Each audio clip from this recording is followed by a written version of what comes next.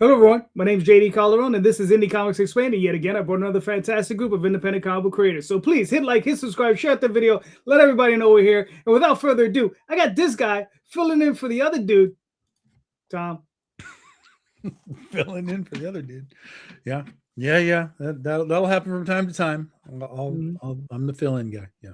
There you go. And then I got this dude filling in for Tom. Hello, everybody. What's up, Mark? Please introduce yourself. This is Mark Torres for Came From the Radio, the official The Big Apple Con.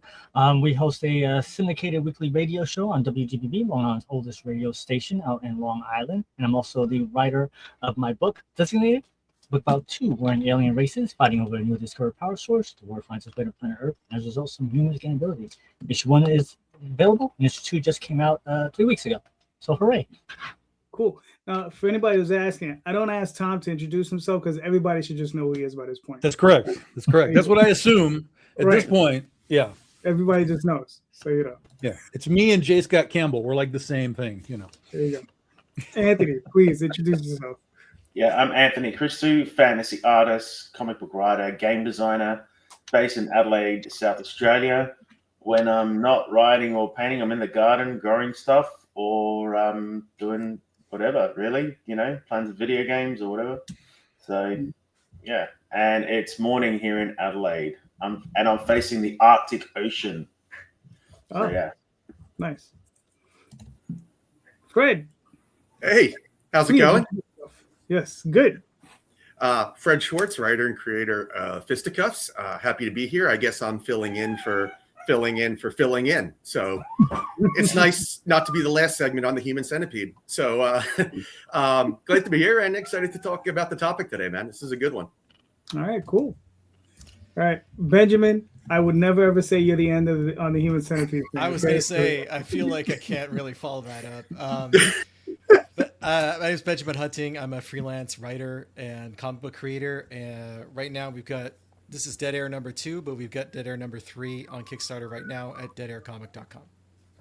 All right, very nice, very nice. All right, gentlemen. So I'm pretty sure I don't know how many of you have seen this question, read the question, but this is the show question, and we will start with who is working harder than you in indie comics, right? Now, that's just the first half of the question because it's always way too long to put the whole thing. So that's just the first half. Second half is, and since you're working so hard, why are you not achieving your goals? Or are you? Right? So that's those are some tough ones. But Benjamin, unfortunately, last man in, first man up. So you're up.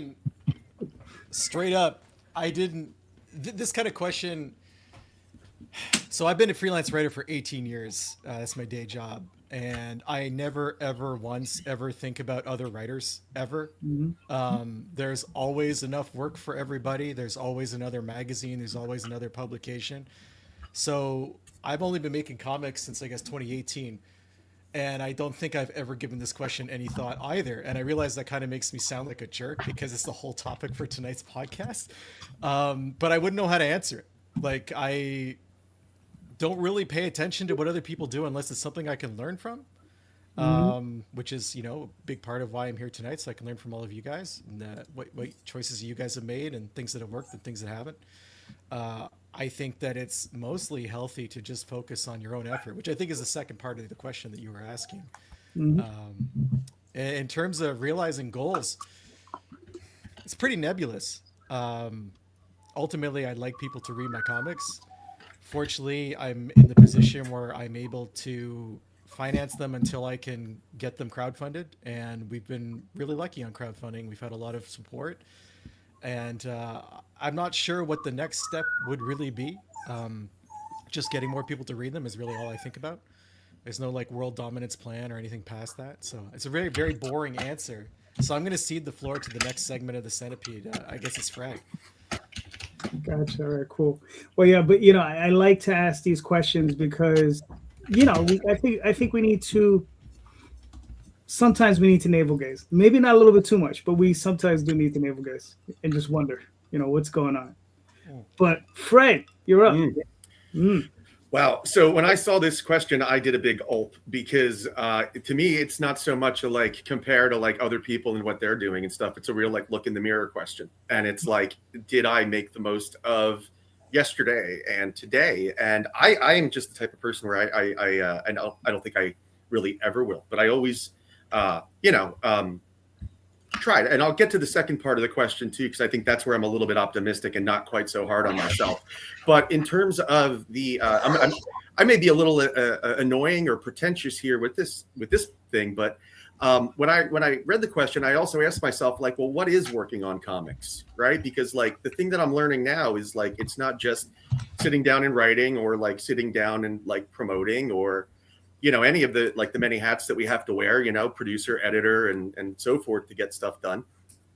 So, it's also taking in content, reading other people's work, reading stuff that's in like the zeitgeist, reading stuff that you can learn from and stuff. And so, I don't know. It's a weird thing to me to like ask myself because like I don't have a lot of, I don't have much of a like a significant other or children or anything like that other people do. So kind of like everything I do is to try to keep, serving, learning story, learning comics, learning, stuff like that. I was watching a really interesting true crime the other day because I was thinking about something, a story idea. And one of the cops in the true crime said that he had this ritual.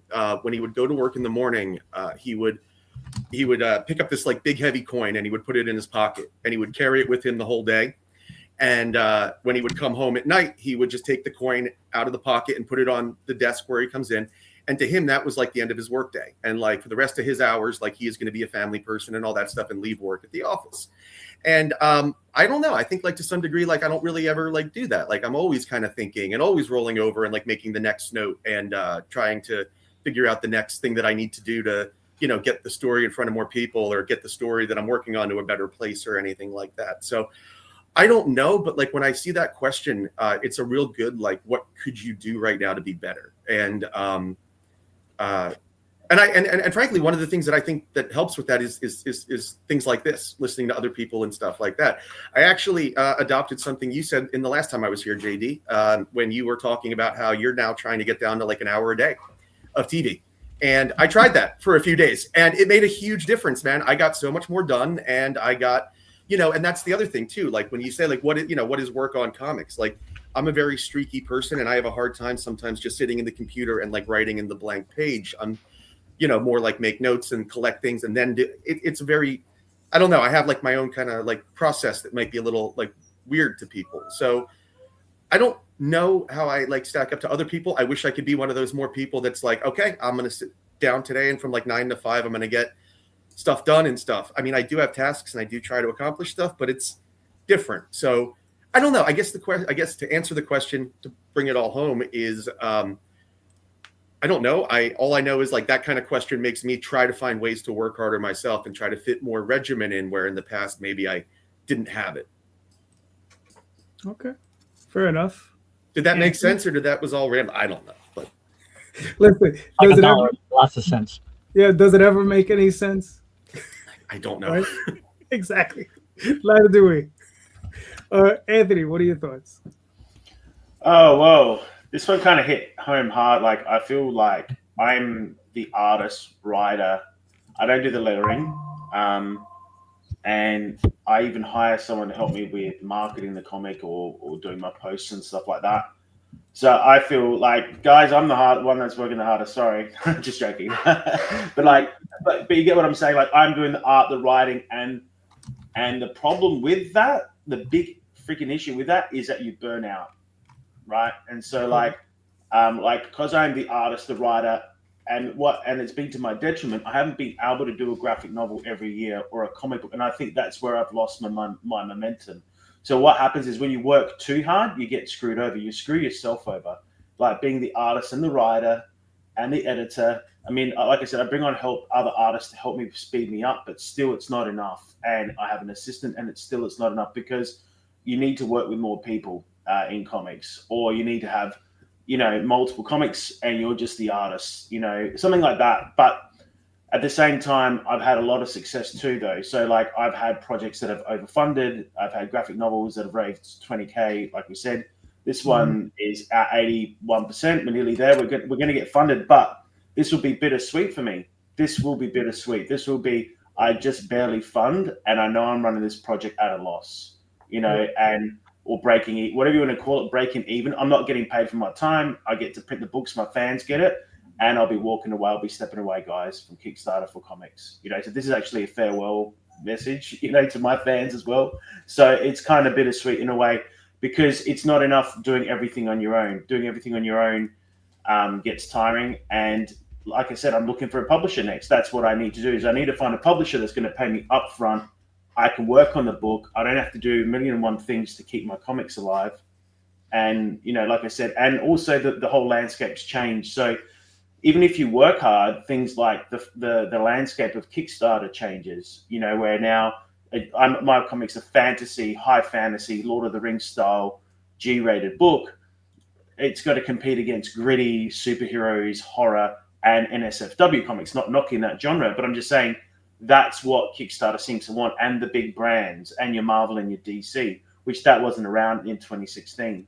So, yeah, I think it's just more like, because I like to, I'm not blaming other things, but you got to look at it. Well, I'm doing everything I freaking well can to fund a book, but if it's not profiting, there are other factors at play. And sometimes you've got to just be like, who cares? I'll walk away. You know what I mean? So it's not like I give up, you know, because of that. It's more like I can't do anything more about the situation, like other than, you know, sending emails out, doing what I'm doing already, marketing it all myself as well. You know, I know, does that sound too dark and negative? But I'm just speaking the truth, and that's from, I think my perspective is very different to everyone else's, where someone is like is only the writer and working in a team. It's a different story, because you got two people, you got two heads, whereas it's mainly just me with a bit of, you know, hired help. And the other problem with having hired help is they're not going to tell you the truth of what's going wrong. They're going to just be like, oh, keep on going, because they want to keep their job. You know what I mean? So whether you're hiring someone in marketing or you're hiring someone to do your lettering or whatever, I mean, they want to see you succeed, but they're not going to see what's a bigger problem, or it's not their baby. You know what I mean? It's not their project in a way. Whereas if you're working with, you're co-sharing IP, someone's a writer, someone's an artist, there's a bit more something on the plate for that other person to make it succeed. So anyway, that's my 2 cents. Probably gone off on a tangent here, but yeah. I mean, if you're hiring an editor, I would really hope that they're telling you where you're going wrong, because that's like the whole reason you hired them. That constructive criticism. Yeah, for sure. Yeah, and I've hired people to edit and look at my book, and you know, definitely taken all the feedback on board. But it's not. I don't think it's what I talk about hired help. It's more marketing. You know. So it's more people that will tell you, oh, you got to throw money at Facebook ads, when really it's probably the worst thing to do, because they're trying to make a buck off you to do their Facebook marketing course, you know. So it's not even, I'm not looking at, actually, it's not the creative people that I've hired to help me. It's actually more the marketing gurus and the schools and the courses out there. You know, there's a lot bigger picture at play with, you know, is it really worth advertising a comic book? You know, probably not. You know, a $40, $30 product, you're to acquire a lead, you're probably going to spend $20 to get that lead, maybe even more. You know, so, but yeah, editors, I've hired them, all done a great job. It's just, you know, it's just a tough game, I guess. Comics, as we all know. So, all right, cool. Mark, what are your thoughts? Well, the hardest person working in the indie comic scene, to my opinion, would be Mike Kingston, who does Headlock Comics. I met him 100 years ago, and he does comic book wrestling. Good stuff, too. He knows them. So yep, I've got a bunch of his books. Yeah. And working very hard, and we had him. We did a live show with him, and he was telling me, "Yeah, I'm over here doing this convention. I'm gonna drive down to New York to meet you. Then I gotta go over here next week, and I'm going over here." So I see him all over the place. I see him hustling, and I have seen him hustling over the years. So hands down, out of everybody I know, sorry, JD, you're on the top 5, but Mike Kingston Headlock is the guy who really is working hardest in the comic book industry world. Now, for me to get to his point, that's a completely different a horse. I just keep on doing what I'm doing, and I'm trying to keep on pushing as best as I can with my resources and the time available to me. For example, when we released issue 1 3 years ago, we did a performance at New York Comic Con. We had a panel.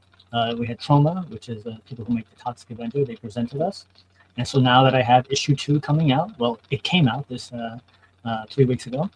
I reached out to Trauma again, and we're going to see if we can get into New York Comic Con for a second year to do our panel of reading this as a radio play. I've already submitted to New York Comic Con. I'm just waiting to get the approval. All right, cool. And Mark, don't even worry about it because I'm not even in my own top 5 hardest working person. So. I want to change my answer to JD, by the way. I'm sorry. So if the question is who's the hardest working man in Kickstarter, it's JD, because it's every 3 weeks something's launched. He's there again. He's there again. He's there again. He's the most consistent. Yeah. And the yeah. shows and everything. Like I really do admire your consistency. It's like a trait that I hope that I can get towards. I shut the effing TV off. That's how good you did, man. I was like, fuck it, I'll put the remote down. I've picked up all the TV time you've lost. I've picked up. Don't worry. Okay, cool. Don't worry. Which tells you my answer to this question, which is everybody's working harder than I am. That's really the reality. In at least in a lot of sort of ways that we would quantify who's doing this and who's doing that and so on. I'm in the vein of Anthony. I don't do the drawings, but I do everything for Big Dog Inc. I write the stuff, I create the stuff, I find all the artists, I do all the art direction. I'm hiring letters, I'm wrangling all of the cats, plus I'm doing sales, plus I'm doing this goddamn show again, plus I'm doing Rosario's show on Friday, plus I'm doing my own shows whenever I do my shows. So there is a lot going on, and as I start to think about it, it's like, Jesus, I'm doing a lot because it's all me. Everything lands on these shoulders. There is nobody else that's like in the other room building my Kickstarters or fulfilling my stuff. I do all the shipping, et cetera, et cetera, et cetera. So I do a lot, I think, in the sort of the macro sense of it all, but in the micro sense of it, I know that there's more that I could do in marketing elements. Calderon and Daphne, we've talked about this before. We all kind of struggle with the idea of what's the best way to do marketing, and what's the value of anything anymore. What's the ROI on whatever it is that you're doing. So for me, it's all kind of. I used to do like 20 plus shows a year. Now I do I'm back up a little more, but I probably do like 10 now. Most of them are. I got to a point where I was like, if you want me to your show, you got to invite me. People were like, fuck off. I was like, fine, I won't do your show. And then those shows got replaced by other shows that invited me. So I was like, it's a wash, So don't mess with Tom. That's what it's saying. Don't mess with Tom. His shows get replaced. Tom's your ratings. Yeah. So we're back up to about 10 shows a year. Most of them are invited, which is great. I really appreciate that. Some of them have let us grow from small spaces into larger spaces because we seem to have some value to their con, which is great. So it's all just kind of, for me, everything over the last, 5-6 years has become ROI. It's like, what am I doing for any segment? And how much time does each segment really need? And then how much time would each segment require to do more, whatever do more means. But for me, I've found like a comfort level, and it's kind of dangerous because it borders. I'm on the right side of the line where the other side is lazy. Like you're either lazy or you're comfortable. And I'm not lazy yet because I still have too much to do, but I'm definitely comfortable. Like the Kickstarters do fine, the conventions do fine. I enjoy doing the shows and coming and talking about stuff. So I'm in this comfort bubble of like everything's fine. And so I haven't found that switch to like turn it on and be like, okay, let's go from fine to good, and then from good to better. And I haven't found that switch. A lot of stuff's gone on in the last few years. We don't have to go into it all again. We talk about it on these shows all the time, but it kind of pushed me down, like just from a vibe sense, an emotional sense, whatever. I kind of just settled back down, and I feel myself now starting to push, though. I'm writing a lot. I'm way ahead on my writing right now, which means all the artists can get ahead on writing. So everything in the Kickstarter sense, which is my business now, is getting better. It is slowly taking steps forward to be a little better and a little better and a little better. So that makes me really happy, and I'm going to kind of coast on that for a while because it feels good that part's working. Once that part is sort of like just doing its own thing, like it's perpetual motion, then we'll worry about, okay, what's the marketing step? Do we add 2 more cons? Do we go to a different part of the country to help all this work? But for right now, I gotta get that part coasting, and we're close to it. All right, cool. It's funny, when I first came up with this question, I really wasn't thinking about the actual physical work of doing comics, because that's so ingrained in my blood. Doing it, it's like second nature, right? Like I just go ahead and start doing it, right? I was thinking more marketing, right? And it's just like, because Rob Multari, man, I mean, the way he has it worked out in his system, and I'm like, he starts talking about it, I get tired just listening to him. I'm just like, oh, dude, the way he does this is not going to work for me, because there's so many other things to do.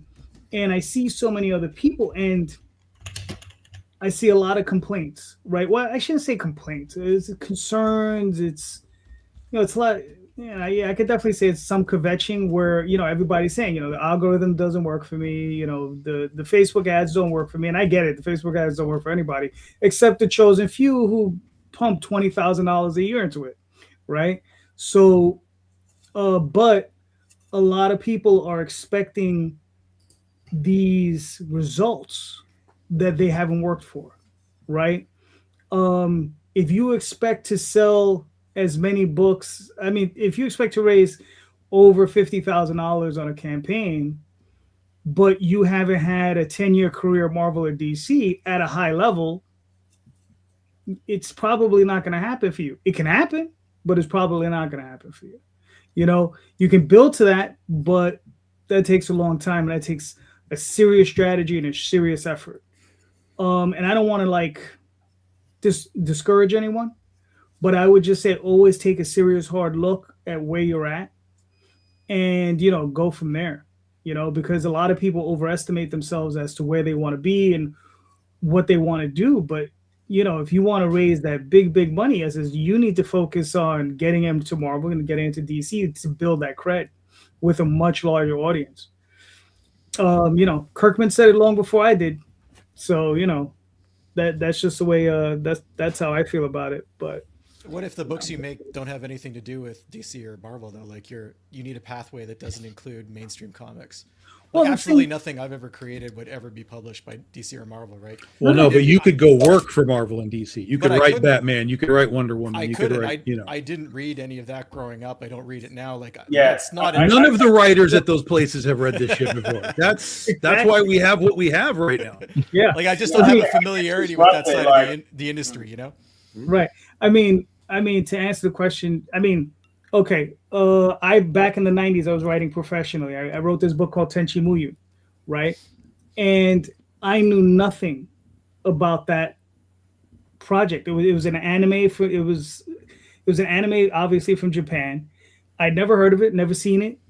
The company hired me. They handed me a bunch of videotapes. I watched the entire series, and I wrote the 6-issue limited series they hired me to do, right? You're a professional writer. It's all about research, right? So, if they hire you to write Batman, I'm pretty sure you're going to make it your business to read the last 200 or 300 issues of Batman, or at least the best stuff. Or just any of these companies that have licenses that you understand. There's stuff that's like Conan, and there's cartoons and stuff. Now, obviously, those are higher profile books, and they're going to probably get some names. But as stuff goes along and it expands, like look at Thundercats right now. Thundercats was just a Thundercat series. Now it's like 7 spin-offs, and it's just this wild, rambling of stories. So if you were a Thundercats fan, just as an example, you could go over to Dynamite and talk to those editors and be like, you ever got a spot? You ever got an annual? You ever got a short story? You ever got something? I'd be happy to jump in and do this. And then all of a sudden you have Thundercats on your resume, and that can start to change your visibility to the public. But you'd also have to assume that, like, your Thundercat, just to use your example, your Thundercat readership would cross over into whatever type of comic you're making, and I'm not sure that's necessarily true in all cases. Not necessarily, some, sure, but but that's you're not wrong. But just the fact that you can say, I wrote Thundercats, I wrote Wonder Woman, I wrote Batman, in any capacity, it gives you a credibility for your talent level. Gives you a credibility of like, oh, that guy wrote Wonder Woman, and now he writes his own stuff. What is his other stuff? It also gives you credibility in the context of Comic Cons, because you can tell promoters, I'm a Batman writer, I'm a Wonder Woman writer, I'm a Thundercats writer. And that within that context will level up your visibility and value, whatever that means, to them. And it might even get you extra space, discounts, or a table at a con, where again, you can then sell your stuff. So the whole point is to level up your perception within the bubble of people that don't know who you are. And then, if you're writing Thundercats, but then your own book is like, H.P. Lovecraft, there might not be a crossover, but all it's allowing you to do is have something on your resume. It's like I was a CEO of this company. I was a CEO of that company. I can run your company.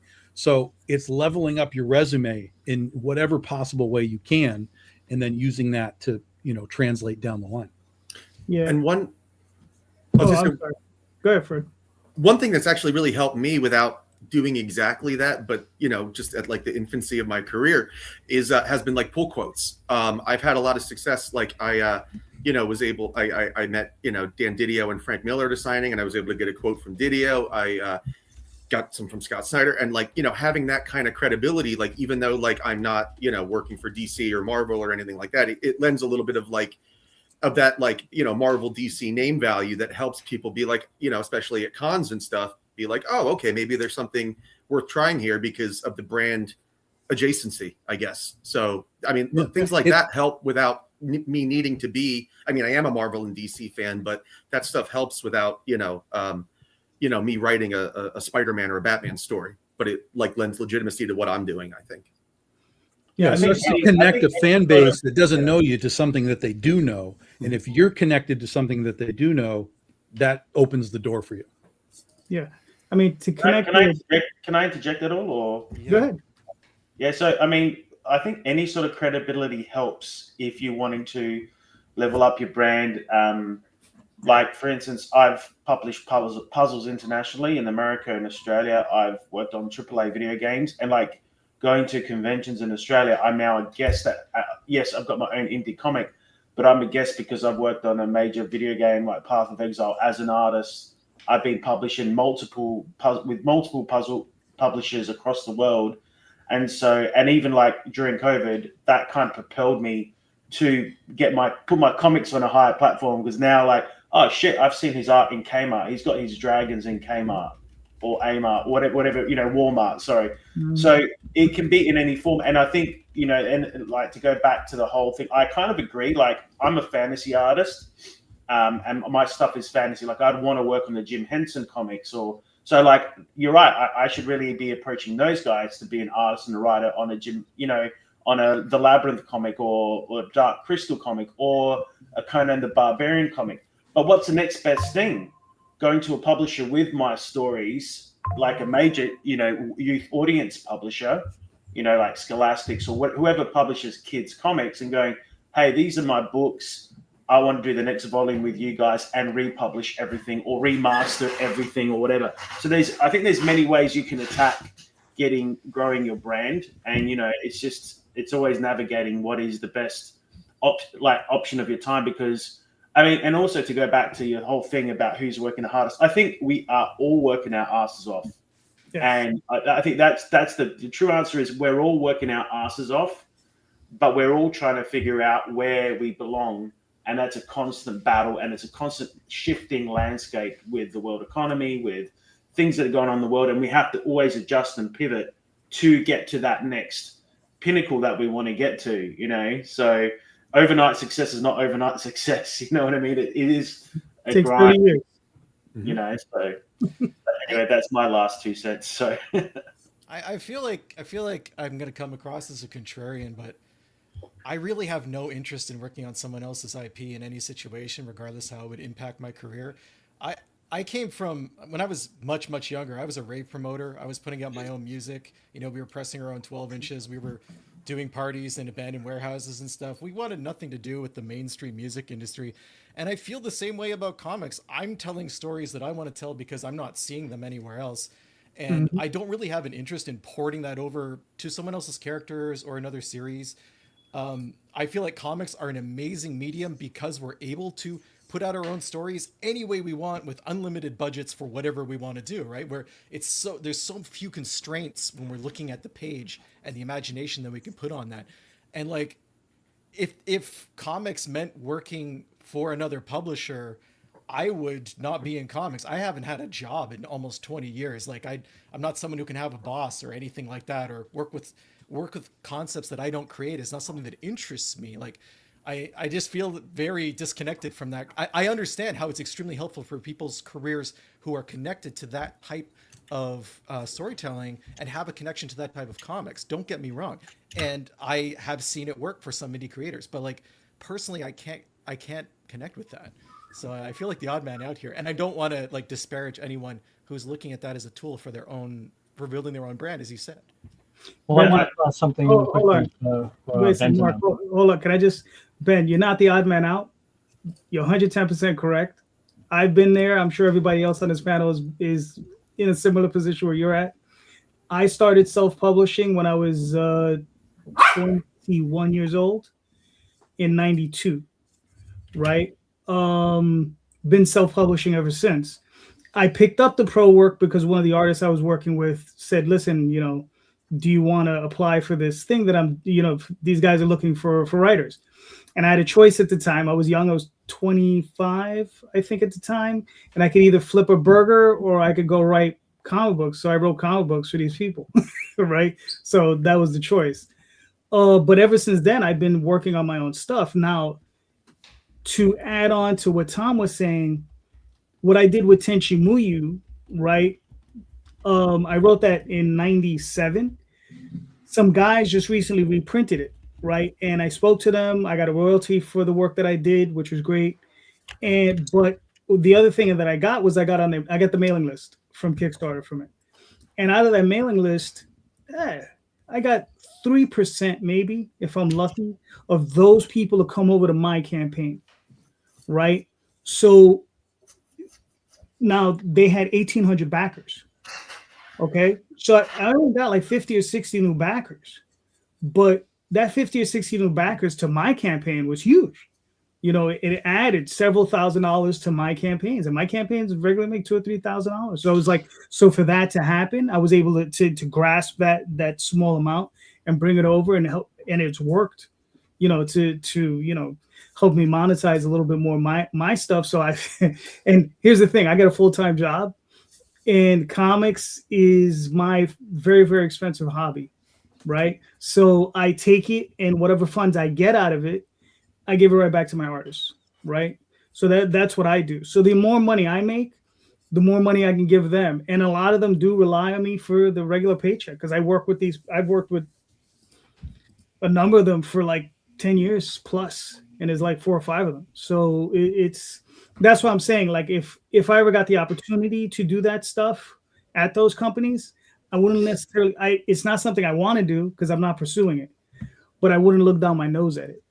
Right. I wouldn't be like, I wouldn't be too high-minded about it because it's like, you never know, if the old adage goes, if they ask you to write Batman, go write Batman. That's all I would advise. But I understand where you're coming from though. 110%. Because I really don't want to work because I've never pursued it because I'm not interested in writing Peter Parker. I'm not interested in writing Spider-Man. But if they offered it to me, that's a whole different ballgame.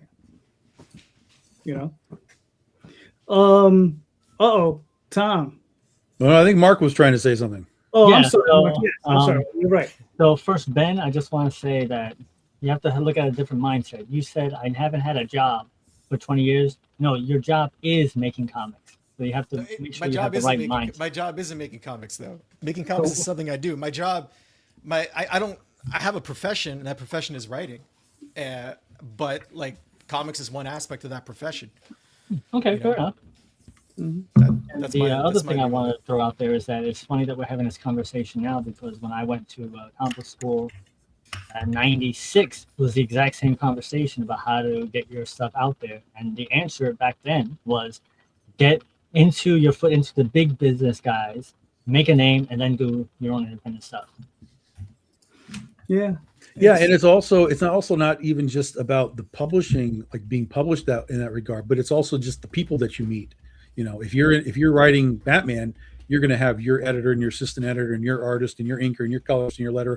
Like, you're in a big circle of people that, you know, it's like 6 degrees of Kevin Bacon. It's like, where can that guy, who does that guy know that I'm working with now? And it can just create this chain of events to you know, take you through all kinds of places.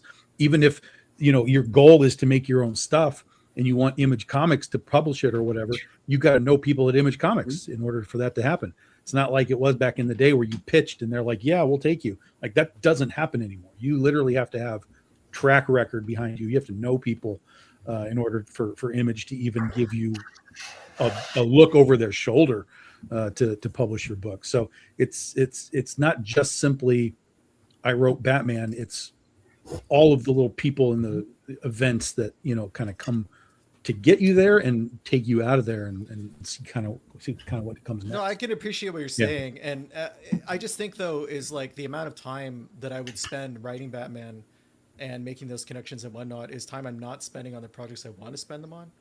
And like, of course, and have that balance. There's no right or wrong in any of this. Like Calderon was saying, like, there's no right or wrong. It's just a matter of, if you are sitting there and saying, I'm not moving forward, ask yourself why. And if one of the doors that opens for you is, hey, we got something at Dynamite that would give you visibility from fans, visibility from editors, visibility from publishers, visibility from people that aren't looking at you, then that's a door that, you know, I think most people that are writers or creators or whatever would be like, yeah, that's a door I could knock on for a year and take me to where I could then take what I do have, my stuff, and maybe drop it off at some other publisher and so on, because it's the people that you meet along the way too. I mean, that's half the reason we do cons anymore. Yeah, you make some money, but it's the people that you meet. You know, you might be meeting creative people, you might be meeting publisher people, you might be meeting whoever, and you never know where those guys, again, 6 degrees of Kevin Bacon. Some guy might look at your book and be like, hey, I know this Hollywood guy. You want to turn your thing into a TV show? You know, so it's all about, it's partially about the actual work, but then it's also sort of the larger scale of who are you working with? What new pond have you been dropped into that could move your own projects forward, you know, down the line? That's where, and again, I'm like JD, I don't go chase Marvel and DC or any of that kind of stuff. I don't do it. I've had some things offered to me that some I've taken, some I've turned down. But you know, everybody's journey is whatever they want it to be. So that's it. I think ultimately though, it's good to do our own thing. And I agree, like, you know, if you don't want to do like work for these big brands, that can be daunting, and it can sometimes not work in your favor as well. But I will say this, like, I see a lot of people also succeeding by, like, a lot of artists just going, I'm going to do fan art, right? And I'm not, like, you know, and that's their focus. And next minute they're actually doing a Batman cover for actual DC comics, or they're working on a client that I really want. And I'm like, how the fuck did you get that? You know, what the hell happened there? You know, like, you know, and it might be a fantasy art client that I've been trying to get for Magic the Gathering. Anyway, but the point is, like, they may be painting superheroes and doing fan art. And because, you know, things like big companies that you may want to work for change what they do. But I guess what I'm trying to say as well is, like, most people that I know that have really scaled up what they do creatively have done a homage to other brands. Unfortunately, like, I don't know many indies whether it's in the film industry, game industry, or there's some people that are always an outlier, and they just, and when their success comes from luck. So, like for instance, the video game Hollow Knight. I don't know if you know that game. It's made like hundreds of millions of dollars. It was a small indie studio, but they basically hustled and grinded, and they basically hit the jackpot with that video game. It just kind of went crazy nuts because people wanted that game. And I've seen it with success with like family and people that have made it in the film industry. They were doing like, I guess, fan art videos, you know, or they were paying homage to big brands, and then they got to make their own movie, you know. So I feel that it's good to always have your own thing and never forget why you're doing it. But I see the people that always have these career growths and just scale up is they do work with the big people because they learn their secrets. Like they work for Marvel and DC, and it sucks. Like no one wants to hear that. Hey, we don't care about your thing. Go do something else. Go, you know. And I get it. Like it's time out of your schedule, you know. And sometimes it can not work. Like you could go work for a big brand and it doesn't actually benefit your brand at all or what you do. But then sometimes it does, and it's just about what you can stay where you are and stagnate, or you can try something different. Hey, and if you do it for a year and it doesn't work, at least you can say, hey, I tried it. I'm not doing that again. I'll go back to doing my own stuff. You know what I mean? So, and like, I'm not trying to be the authority figure here, but I've seen it like with my cousins who are Raka. They were making YouTube videos, paint out superheroes, Lord of the Rings meets Star Wars, and then they got to make their own feature film. You know, but they built that up. You know, I'm also friends with Boss Logic, right? He's a convention artist. Boss Logic is a major cover artist and film artist, and you know, Anthony, yeah. Anthony, Sorry, no, it's okay. But listen, it's a question for the ages, right? But right now we got your luminous ages up, so let's talk about this. Walk us through this, man. What do we got here? I don't know. You asked a question. It's a fantasy comic filled with dragon gods, all that dragons and all that. Any questions at all you want to ask, or? Yeah. Well, I mean, how many pages is the trade that you're selling now, the hardcover? Yeah, so it's a 48-page book. It's the third volume in a series. There's actually 4 books in the series. The second book is an illustrated novel, but there's filled with art, fantasy art. The premise is, I'll do the quick elevator pitch. It's a world filled with dream magic. There's 3 superpowers. There's the luminaries, the captivaries, and the chosen. So the luminaries can draw and bring creatures to life. The captivaries can capture enemies on a page or capture an entire city or a village or whatever. So this is all hand painted. It's a 48-page soft cover. We have volume 1 is still a hardcover for sale. I'm also reprinting books. So if we do fund, I'm printing volume 1.5, 2, and 3 with all of that. We also have a jigsaw puzzle game, which is going live with all 15 years of my art. We're launching jigsaw puzzles. I've partnered with a video game studio with also narrative puzzles focused on the comic book series. So you get to explore my world in a jigsaw puzzle form. So I don't know if that explains it all. Thrakos is the main hero. He goes on this hero's journey to discover his powers. He's turning into some demonic entity. He doesn't know why. He's got to get to these dream wells to baptize himself in the water to become a captivary, to control his captivary powers. But will it get there in time? And if he does, like, is that truly what he has to do, or is there some other, I guess, cliffhanger or whatever? Is there another twist in the tale? You said you do a lot of role playing games. Like, do you have a role playing game just based on this concept? So we did make a 5e Dungeons and Dragons book as well, 2 actually, and we base it on the concept of the luminaries and captivaries. We have our own subclasses where there's wizards. Every class that's in D&D, we made them luminaries or captivaries or chosen. There is a third school in our world. They're called chosen. They're like dream warriors that can, I guess, wield multiple dream artifacts, but they can also manifest things with their mind and physical combat. So, yeah. We made 2 massive D&D books. They're awesome. I've got the book somewhere lying around here, but I won't get up. Maybe I'll show you later. But But they are part of the campaign, though. you can buy everything. Everything is available. Got digital commissions. I've got play mats, the whole lot. You want to use a play mat for Magic the Gathering or for your D&D campaign to roll your dice on. The dice roll on there beautifully. I normally do sell dice, but we chose not to do dice in this campaign simply because I wanted to make it all about the comics, because the comics need the love, the focus. Mm-hmm. You can also get your pet painted as a fantasy creature. I don't know if you saw that up there. So I'll digitally paint a character or pet. I can do traditional painting as well of pets. But obviously, I haven't added that tier in. I haven't had a huge demand for it yet. But yeah, it's probably about 5 books in the narrative series. There's 5. There's a spin-off comic with goblins, Greek goblins. So that's pretty much it. 48 pages. It's pretty much done. I'm just coloring the last 5 pages.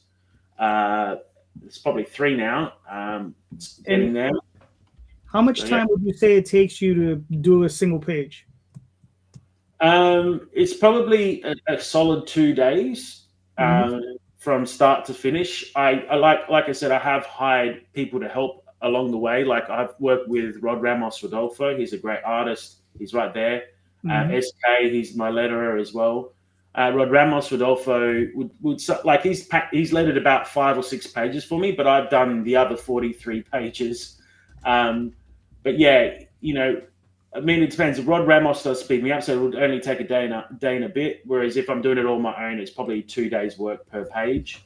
So, because that painterly kind of style, solid 2 days, 10-hour days. I'm not talking about 9 to 5. So these are long days. Are you painting digitally or are you painting traditionally? I do both. So some of these pages are completely traditionally painted. There was an island landscape one back up there. I think further down, sorry. There was like that island landscape, not that one, a bit further down. There was another, I think, keep on going. Sorry. Keep on going down to the partner.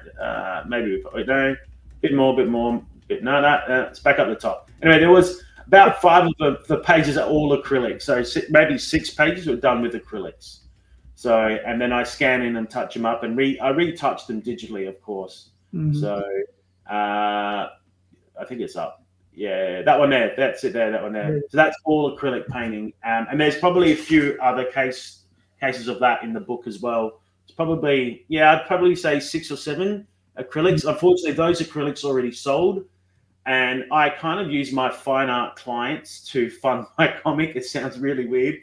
But people that love my comics, they'll be like, hey, I'd like to, see that landscape painting right there in the middle? That's in the comic. That was a 1.5 meter painting sold to a private collector. And so I'm like, hey, do you mind if I whack this in my comic but put my characters in there? And they're like, yeah, sure, no worries, So I take photos of everything I do that I sell. And it just happens that I do paint, nice landscapes and fantasy art or cute ducks like these.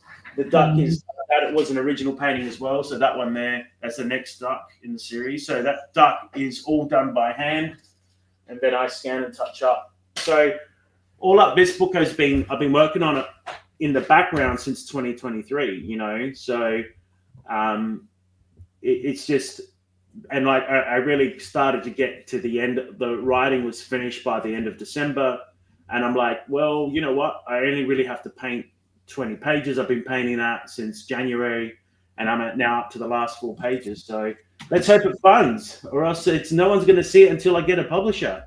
That's the other thing. So I think we're going to get there, but I've said I'm not giving up. I'm just going to go to Scholastic or a YA audience publisher.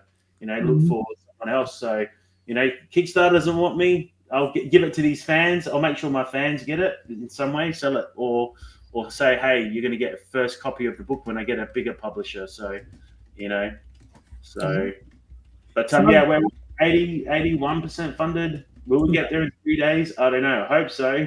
You'll make it. It's a great looking book. I mean, everybody, I would suggest, definitely go check it out. You love fantasy.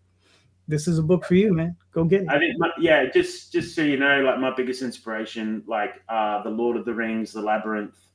And if you like those things, you're going to like my book. If you like and mythology, I guess the Odyssey. So being Greek background, I put a lot of my culture into the books.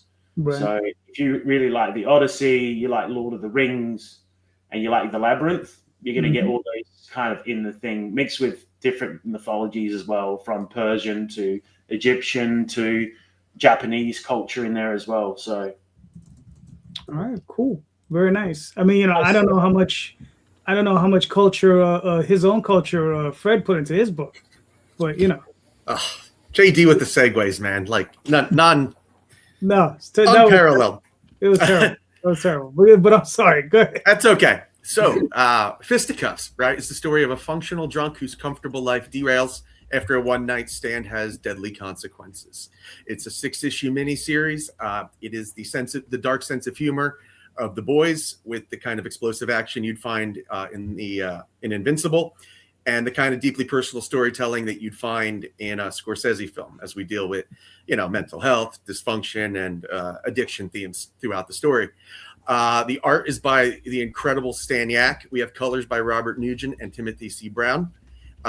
Dave Sharp does the letters. We have that very sexy cover there by the great Kiss Kiss. We have another variant in there by Erwin Arosa. And we're launching on June 2nd. We're going to jam-pack the first few days with a lot of fun exclusives.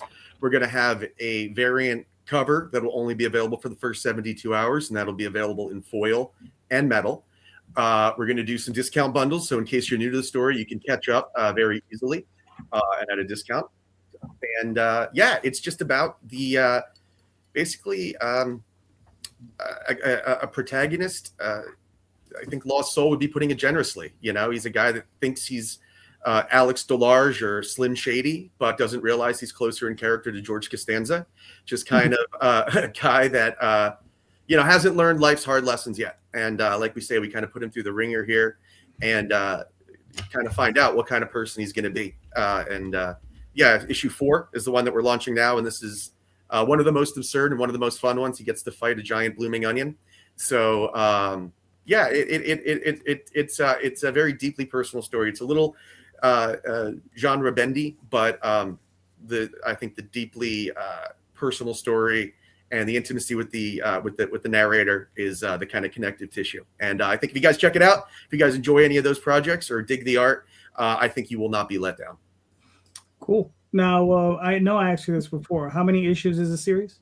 It's a 6-issue miniseries altogether, and 1 through 6 are all drawn. So we're just going through the process now of coloring and lettering, and hopefully we plan to have 5 out by the end of the year. And I would love to leave you guys on a nice big cliffhanger and then dump it off after the holidays. So I think that's hopefully where we're going to be.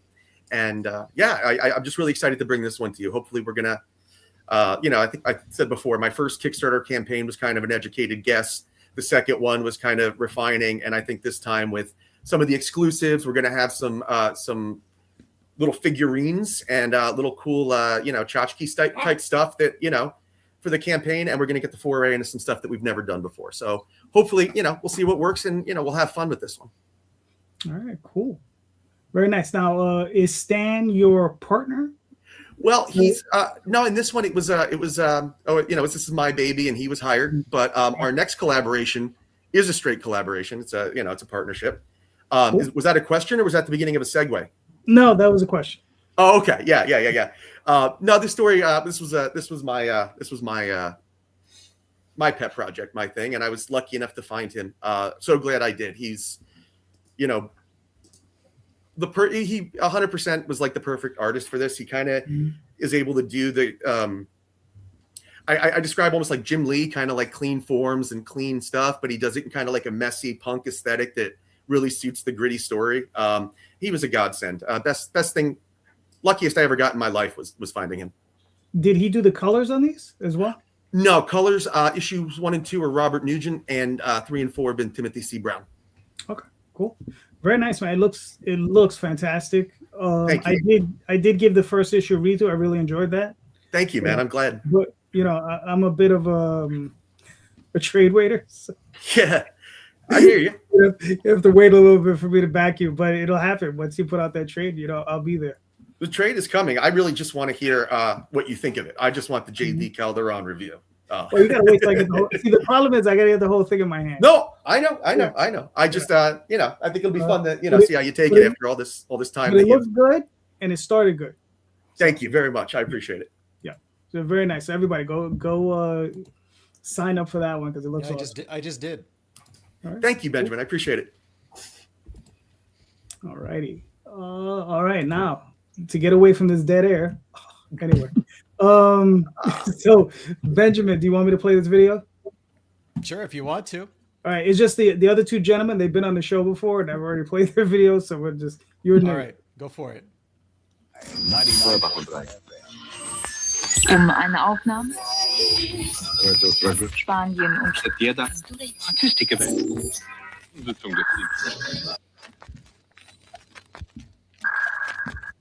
It's time for a CJNK takeover, reaching out from the 1990s to bring you Dead Air Radio ripped straight from the pages of the Dead Air graphic novel. Tune into Ferry, Michelle, Josie, TJ, Taewook, and Esmeralda as they take you on a journey through that decade's best music, all while dealing with the mysterious messages being sent to them from the great beyond, and the fallout from their choices that will haunt their adult selves 15 years later. All this and more on CJNK 89.9 FM. Cool, very nice. I like it. Short and sweet. Yeah, I did for 18 months. I was doing an NFM radio station show, Dead Air Radio. So I just pulled from that. We did about 75 episodes of 90s music, and the book itself is about a world where one day out of the year you can talk to the dead, and it focuses on a group of students who are in the 90s. They're all college radio DJs. And then there's a tragedy that happens to their group of friends. And 15 years later, using that technology to talk to the dead, they discover that what they thought happened actually didn't happen the way they thought at all. And so their adult selves 15 years later have to solve the mystery and grab the glimpse of hope that maybe they can make things right. And the book bounces back and forth between the 90s and 2011, basically, in this world where we have this DTalk technology. Cool. And Now, I'm working with artist Joe Ng and my co-creator Angela Hodge. This is our second book together, and colors are from Maya Opechik, and we have Lyndon Radchenko doing the lettering. very nice. Now, well, this is the third issue. Yeah, all Is three this- issues are available in this campaign. Awesome. Now, is this going to be? Do you have more issues to go? Is it a limited series ongoing? It's a limited series. We're probably going to wrap it up with issue 4, but we're going to do like a mega issue, probably 40, 45 pages to tie everything together. Very nice. I mean, the artwork looks really good. I mean, looks really, really nice. Yeah, Joe's fantastic. He makes all my stuff look amazing. Yeah. If you don't mind me asking, where'd you find him? I've known Joe for 25 years. Good. Almost, yeah. And Yeah. Angela even longer. So when I wanted to break into comics, when I wanted to start doing comics back in the late teens, I asked Joe if he knew an artist who wanted to work with me. And he's like, well, I'm an artist who wants to work with you. He was, he's been in comics for a long time. It's his career. And so I was very lucky to basically go to comics college with Joe, as he taught me everything he knew about how to put a book together, how to put a page together, how to put a panel together. So I came to comics much later in life, probably my early 30s is when I started really reading seriously. So it was fantastic to have that kind of relationship and someone who was willing to share their extremely deep knowledge of narrative and visual storytelling. And this is based on my own past. I was a college radio DJ in the 90s. So it's an era I know very well. I love the music, all different kinds of music. In the book, we have, there's a metalhead DJ, there's a goth DJ, there's a techno DJ. You've got pretty much everyone is represented. So we lean heavily into that era for a lot of the visual styling. Very nice. So what's the mixtape thing? So Angela is a product designer by trade, and she created this 3D printed tape, and it comes in a little case. I get a J card with it, and there's a download code that comes with the tape, and you get 10 episodes of Dead Air Radio. So it's 10 hours of 90s music. We picked the best ones from the last 18 months that went out over the air, and different genres, mix it up a little. Some of them are done in character of the show as well. So it's a fun way to tie things together to the actual music and the college radio aspects of the story. Oh, that's really cool. That's nice. I like that. If you don't mind me asking, how's that tier going? Like, how are those going? Because it sounds I really cool. think that we've done 10 or 12 of them so far. Okay. I'm not sure how many we're going to let out the door because they are a bit time intensive to make. So we'll see how popular it stays. It might be a limited tier. We'll see. In the past, we've done some other fun 3D printed stuff like 3D printed skulls based on the cover art and things like that. So Angela's a really great designer. So it really gives us a lot of freedom in what we can offer as a reward. Yeah. No, that's really cool looking. I like that. We're also sending out a random 90s CD on one tier. You get the book, and then we pick from the CJNK, which is the fictional radio station in the book. We pick a CD from the record library. Could be Ricky Martin, could be Pearl Jam, could be Kenny G's Christmas album, Mariah Carey. You don't know. That's like you're rolling the dice on something from the 90s. But it'll have been released between 1990 and 1999. That's the guarantee. Nice. All right, cool. I mean, listen, it looks great. Thank it you. looks fantastic. I mean, and I don't have any doubt that it's probably reads just as well. So, I mean, it looks really, really good. How did you come into contact with the editor, Kevin? I was working with Sebastian Gerner on the first issue, and when he launched his Goats Flying, his new imprint, he ran out of time pretty much to work on other projects, and he recommended that I get in touch with Kevin. So that was a nice assist from him.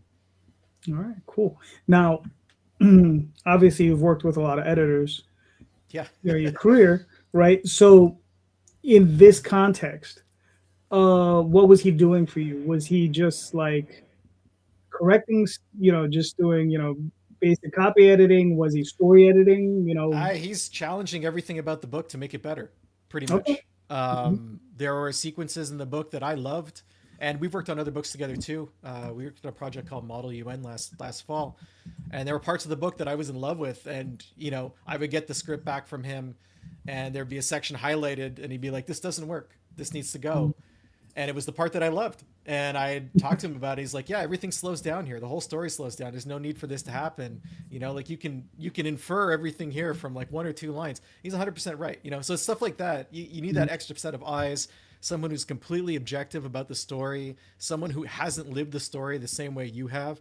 And if it doesn't work for the story, it's gone. Like economy is important, I think, in comic books, because you do have limited space to a degree, like in a single issue at least. Obviously, you can run your story as long as you want, but I feel like the more efficient your story is, the more room you have for things that really matter in the narrative. So cutting out the dead weight is pretty helpful. Not to mention the pages are expensive, both in time and cost, right? There you go. So you want to get that message out in as few pages as possible. Yeah, and sometimes you can't see it. I mean, Right. this is your story. You're living it. You don't have that objectivity, and you need someone who's able to just there. You need someone who is there in service of the story rather than in service of you. And Right. that's the key aspect of editing, I think. Yeah, very nice, man. Listen, man, looks awesome. What do you got? Another 17 days. You're 70% to goal. So listen, I think you're well on your way. I don't think you're gonna have a problem making that. Oh, fingers crossed. Yeah, no. I think you're gonna do okay. If not a lot better than that. So yeah, very nice. All right, so everybody go check it out. Dead Air 1, 2, 3. Very nice. All righty. Now Mark, Yeah. designated number 2. All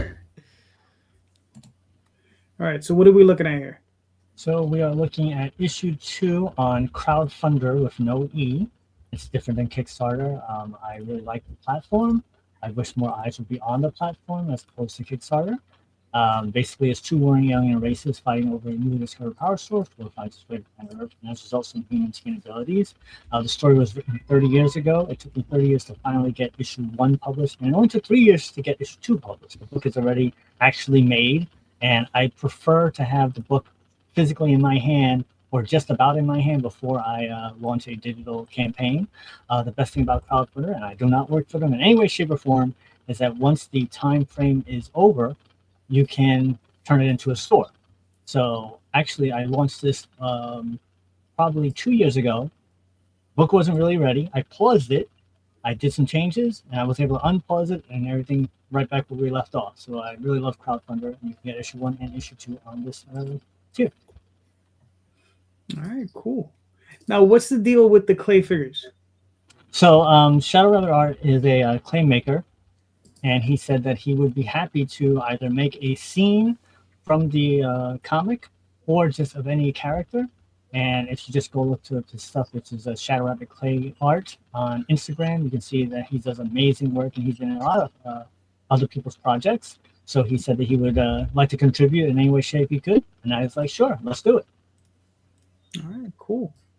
Now, I see you have Brian Kong work on it. What did he do for you? So Brian Kong did part of the cover of the issue number 2. So if you look at it, there's actually 3 different things going on here.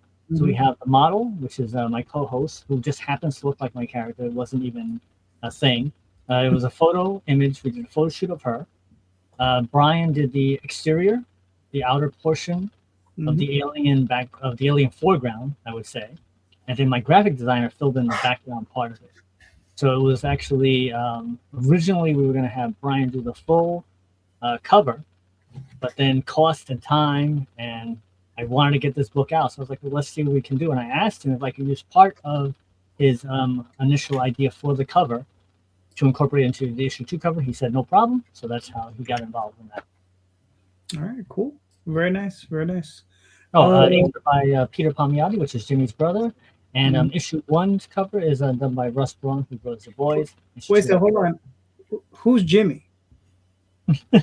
some guy, Jimmy Palmiotti. Some guy who works. I know who Jimmy is. Might be other people don't know who Jimmy is. That's all I'm saying. Jimmy Palmiotti is, I guess, creator of Ash. He's worked for, actually, if you, what is it? Chasing Amy. He's in Chasing Amy as an inker. He's probably one of the most well-known inkers of the time. His brother, which is Peter Palmiotti, who's also worked for Marvel and DC in his own right. Yes. All right, cool, man. I mean, does this thing? It doesn't have a time limit, though, does it? So it's a timer for the amount of time you want to have it running. But then once it passes that, it can keep on going. So if you notice, it says 100 weeks running, which is when I first launched it. Like I said, but then I paused it because I wasn't really ready to have the book ready to go. And I unpaused it. Actually, I unpaused it earlier today because I knew I was going to be on it. I figured I would have the digital up and running. So I unpaused it, and then we just go right back where we left off. All right, very nice. Now that I have the book actually in hand, so I can start selling it. Okay. Very nice. All right, cool. This looks awesome. I mean, listen, man. I mean, Peter's already working on the 3rd issue. Peter should be, if you're listening right now, Peter, get to work. He should be working on 3, 4, and 5. Gotcha. All right. Very nice. Very nice. That's right. Damn it. Get to work, puppet. Peter's a cool dude, though. All right. Real quick, I'm going to pop this up. Tom, you don't have a campaign. What happened? 2 weeks. 2 weeks. Okay, 2 weeks. All right. So this is my campaign is currently running. This is a country night in New York City. This is an Oswald Chronicle. This is a story that Oswald is telling. And for any of you who don't know, Oswald's a mouse. And he is currently at a nexus point in his life. And he's telling the story to a group of people. And the story is about this young lady. And she's this young knight. And she is in a community who's threatened. And her father and her brother were killed in a war, and she's the only one left that can protect her family and her family name. So she has to take up the mantle of knight. And they're being attacked by these weird-looking trolls and elves, and she has to go out and fight them. And she is eventually sent off to go to New York City to find a large stronghold of her own people to bring them back to help them fight these people off. So, and this is her story and what she goes through to go through this. And one of the things that, Jade Gonzalez, my longtime artist, as you can see, she draws a cartoony style. But when I write this, I don't necessarily write this for a cartoony style. I just write the story that I just see in my head. But Jade adapts it, and the way she does it just always cracks me up because this little character, there's just so much violence involved in this particular story. It's just really funny. But that's just me. I just find that sort of thing amusing. But yeah, so this is running. I got another 14 days. We've already funded, so there we go. Thank you. Nice. Tom. Yeah. So this is just an easy one. I'm just kind of curious. So it's kind of a 2-part thing. Do you guys actively look for people to review your book / actively look for people who may have reviewed your book that you didn't know about? Just like it's somebody just generally like on Goodreads or whatever, like they're just like, oh, I did a review on this book on Goodreads. So that's part one, is are you active in either side of that part of it? And then the second part is do you give a damn what the reviews say? Are you one of the guys that takes it too personally and you just avoid them, or do you go in and look for that little nugget of, yeah, that guy found something that I should think about?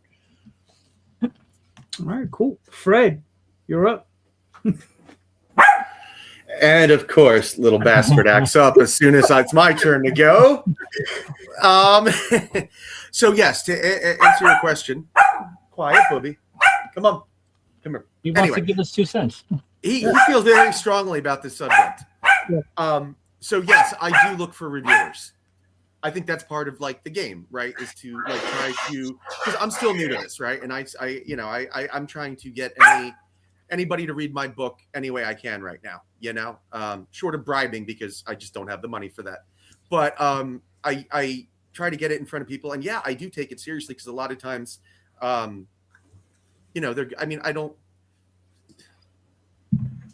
look for the value in them, whether it's like positive or negative. Like a lot of times I'll see something, and a long time ago, I heard like Quentin Tarantino once describe, and I think I mentioned this on the show or one of the shows I've done a while back. He says, when you do a story, you should make sure you know your story inside and out better than anybody.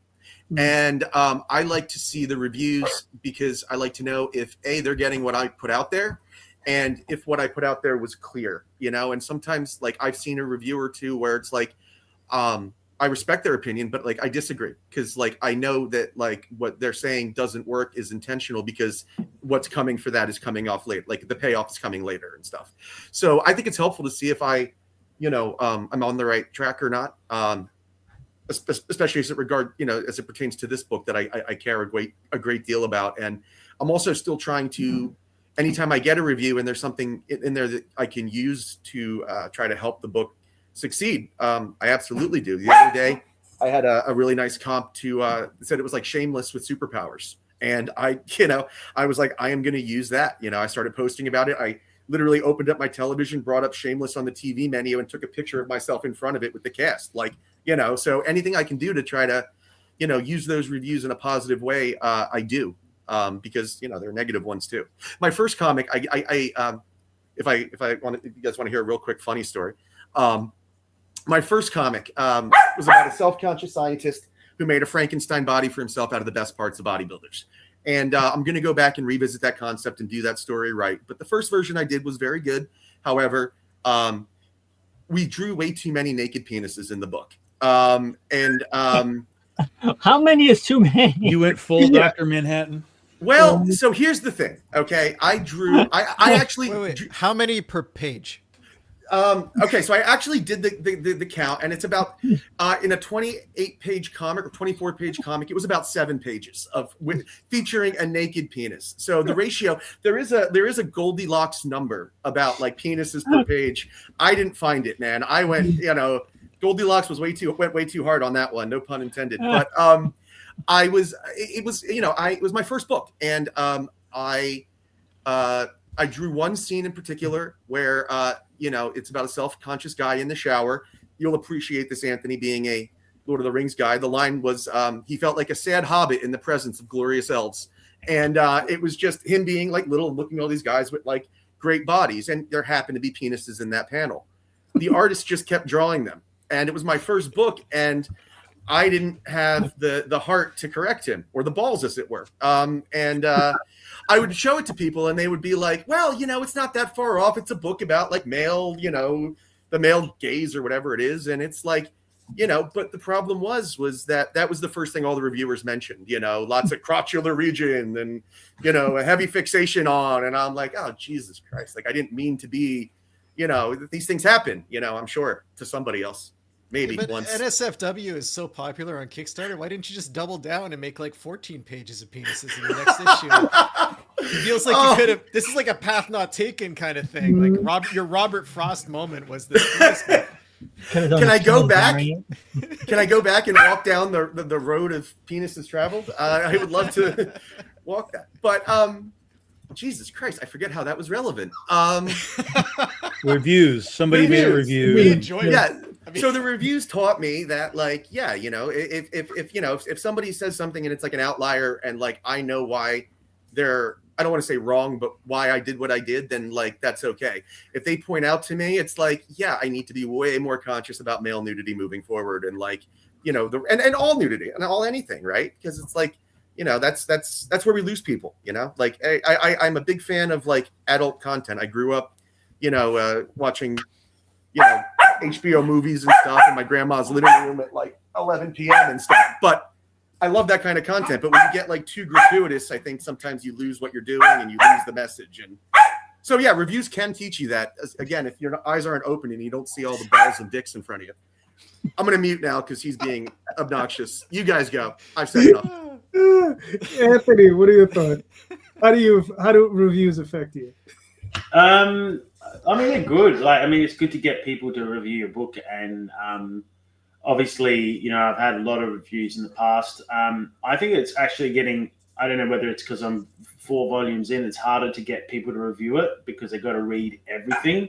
You know, like it's getting harder now that I'm the 4th volume in. It's like 400 pages of comics, so you got to give someone a lot of lead time, like 3-4 months to really do that. But I still have a decent good response from it. I've never really had anyone say, you know, your work is trash or anything like that. And if they do, I'd like to know their perspective, why they think that. Always open to feedback, but I think that they're important. Like, it's good. I've got a few reviews on got customer reviews. I think that they're even more important. I think it's good to get someone to review it from a critical perspective, from a film critic or comic critic point of view. Having customers say nice stuff and coming back on your campaign and wanting to buy it, I think that's one of the most important reviews you can get, because you know that, you know, people are reading it, they're liking the book, they like something about it, they've come back, you know. So for me, I don't know, there's that. I mean, it's just like I said, I think it gets harder as you make, like, you know, more and more volumes in the same series. It gets really hard to kind of break away from, like, to get people to want to review everything, you know, or look at everything. And like, sometimes people are like, yeah, I read the 1st volume, but it's great. I go, yeah, but we're up to like 4th volume. Like, they've already read 150 pages and they're like, yeah, it's great. And like, but I need you to read the 3rd volume. So it's the challenge, I guess, in making a big series, and, you know, so yeah. Well, maybe if they don't read the next volume, maybe that's the review, the real review that you have to listen to. Because if they say that they love the first one so much, but they're not willing to go to number 2, yeah, maybe there is a disconnect that they're not putting out. Yeah, for sure.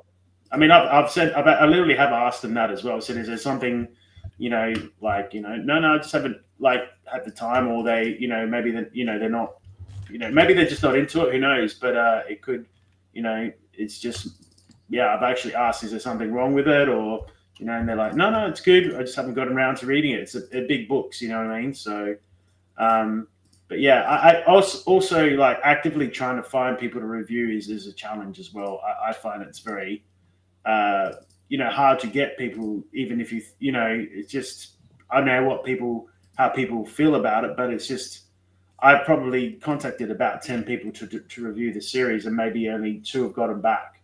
You know what I mean? So I don't know if that's been your experience.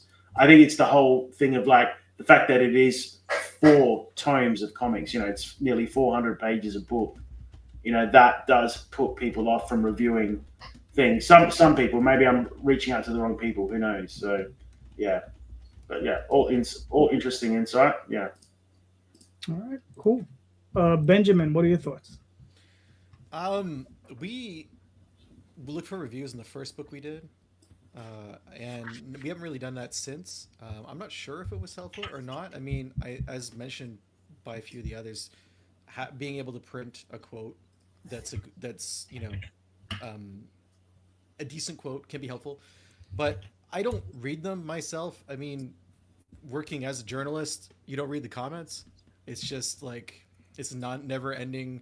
I get emails all the time about my work, and it's like, okay, thanks for reading. That's honestly how I feel about it. Sometimes I write back and I'll say that, you know, appreciate you taking the time to read read whatever it is that made you so angry.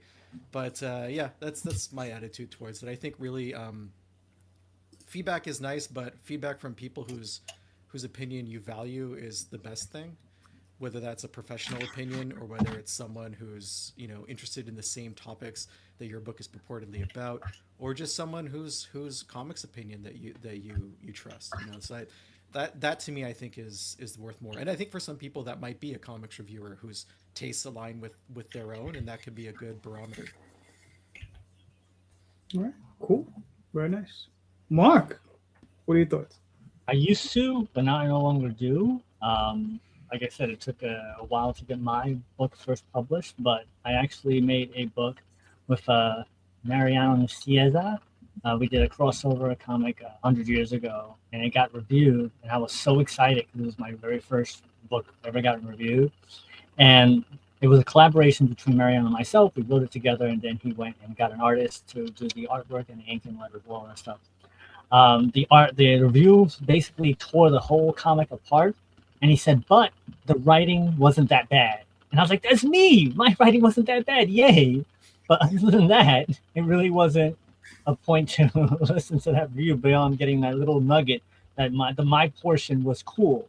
So with this, because it's a 5-issue series and the story's already written, there's not much I could do with feedback. So I want to wait until it's all done. And then maybe when I get the trade out, I would send out to get reviews to see what people think of the whole story. All right, cool. Did you ever see the movie Ed Wood? Yes. I love that when he's reading the review and he's like, see, they said the costumes were authentic. They review plays and they don't even mention the costumes. Nice. For myself, yeah, I've had them, but I don't necessarily go out and seek reviews, but I have had stuff reviewed. And I remember one time, a couple of guys reviewed my stuff, and they had said about this one particular story, they were like, oh, he has an info dump right at the beginning of the story. Right. And because of that, they were just like, oh, they dismissed the whole thing. And I was like, sons of bitches. One, they reviewed the story that I sent them one story, they reviewed the other story. And I was like, what are you doing? But then I was like, there's no info dump in the front of that story. Then I went and I reread it and I was like, holy shit, there's an info dump right in the beginning of my story. I ended up ripping it out, rewriting the whole thing and putting it together. And it actually does make for a much cleaner read. So, sometimes reviews can, listen, I was gnashing of the teeth, chewing on a brick. I was like, I went through the whole 9 yards, but they weren't wrong. They were right. And it did. And in the end, it did help me. I went in, I fixed it up, and I was like, and now it's a much cleaner read. And if I were to show you the work, you wouldn't even notice that, I ripped that out. So, yeah. So, Tom, you're up. So in the early days, we used to actively go try and find people to review stuff. I mean, why wouldn't you? Nobody knows who the hell you are, right? So anybody talking about you should theoretically be good as long as the review is generally good. So we sent all of our books out for the first few years, trying to get people to review it, and they would review it. We'd get generally good reviews for the most part. I can't really ever recall getting like what anyone would call like a bad review. Like they might point some things out, some thought processes, but it was never like, what is this piece of crap? Like, so that I feel like that's good. We never really had that side of the coin happen. But there came a point in the review process that put me off of caring about finding reviewers and caring what in the world they had to say. And then I just let it go. And it was basically 2 times. The first was a review for Legend of Oz, which was a good review. It was a genuinely good review. It was like 3 girls, they were reviewing comics and they reviewed the book and it was like, this is a great, I love this. And then at the end of the review, the one girl goes, the only thing I don't understand about this book is why is there a random lion in this story? And I was like, okay, I can't help you here. I have to move on, or this will just become a really bad internet moment. I feel like C.S. Lewis got a review like that once. Why is it a random lion? Yeah, I was like, random lion, Wizard of Oz. Yeah, okay, I'm done with that. And then the other one was a podcast. This is like early days of like podcasting. This would have been, we're doing this for 16 years now. This would have been like year 2 for us, something like that. So it was some guys that just talk comics, back in the day. They talk comics with each other, and they were both reviewing Critter. I think we had the first 2 issues out, and again, generally good review overall. One of them liked it clearly more than the other one, but the one that didn't like it as much, as I listened to them, because it wasn't live like all this stuff is now, it was just they just recorded it and put it up. As I listened to it, I started to get more and more frustrated with this guy, because it was very, very clear to me that because of his critiques,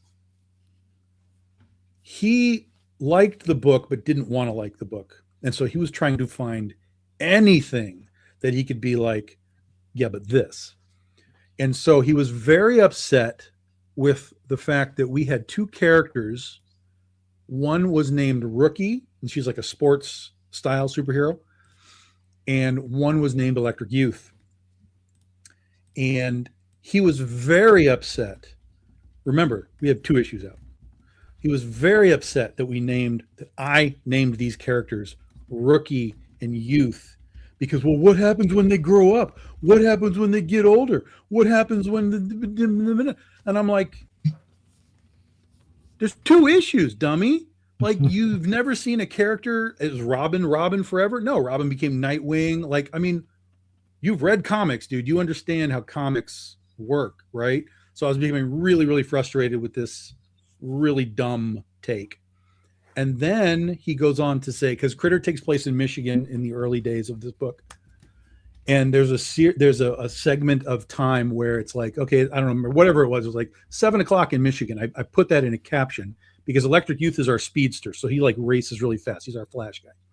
So it's like 7:04 Michigan time, and then the next panel you see him racing off, and then it's the next panel. It says like 7:15 Eastern time or something like that. So the indication is he just ran from Michigan to Florida in like 7 minutes, right?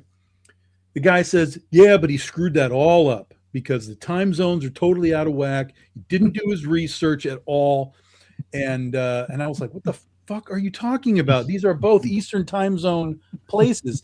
More specifically, this takes place in Greenville, where I live, and I know my time zones from here to Florida. And so the other guy was like, oh, really? Is Michigan in the central time zone? He says, yeah, Michigan's in the central time zone. No, dummy. This is Michigan. About this much of Michigan is in the central time zone. Nowhere near where I am over here. And so live on the air, the other guy was like fact checking him about these time zones.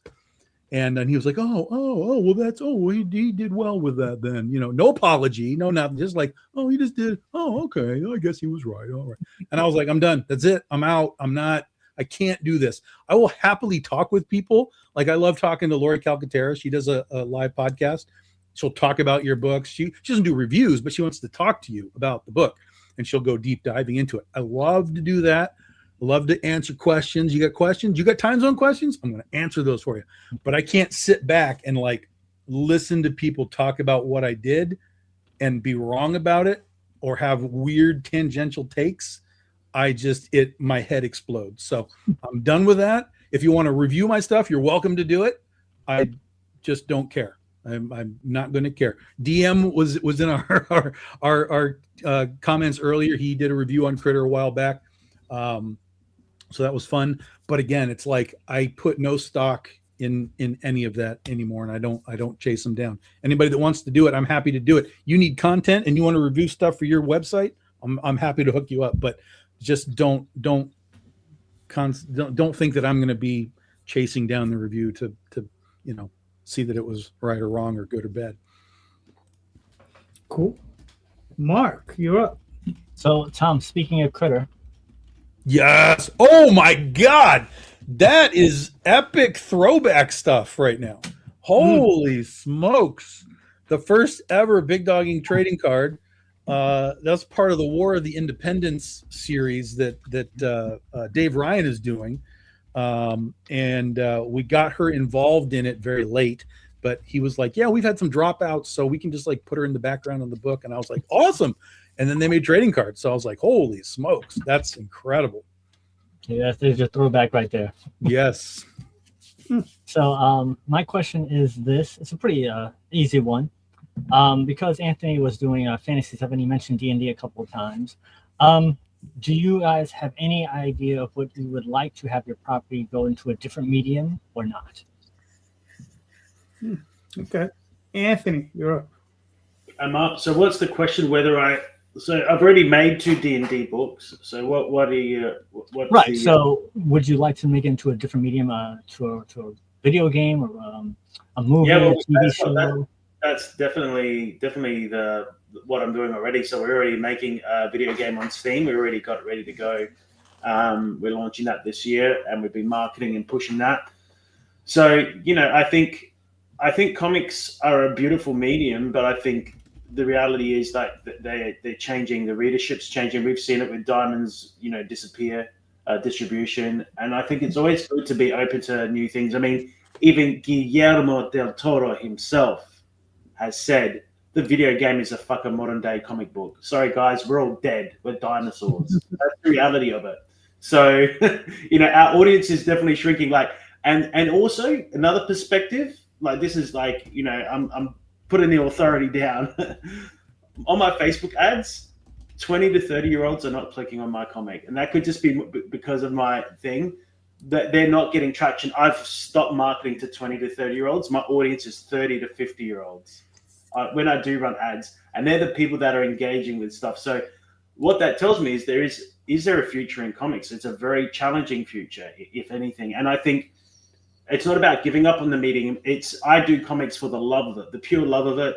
And like I said, I want to make this book, whether it doesn't fund on Kickstarter, I still want to create what I want, the worlds that I want to create. And are there other mediums? And yes, I think it's really important to diversify into other mediums, because I think that there's more money. And that's actually because I do this full time. This is all I do. I don't work for anyone else. I make a living off my art and my craft.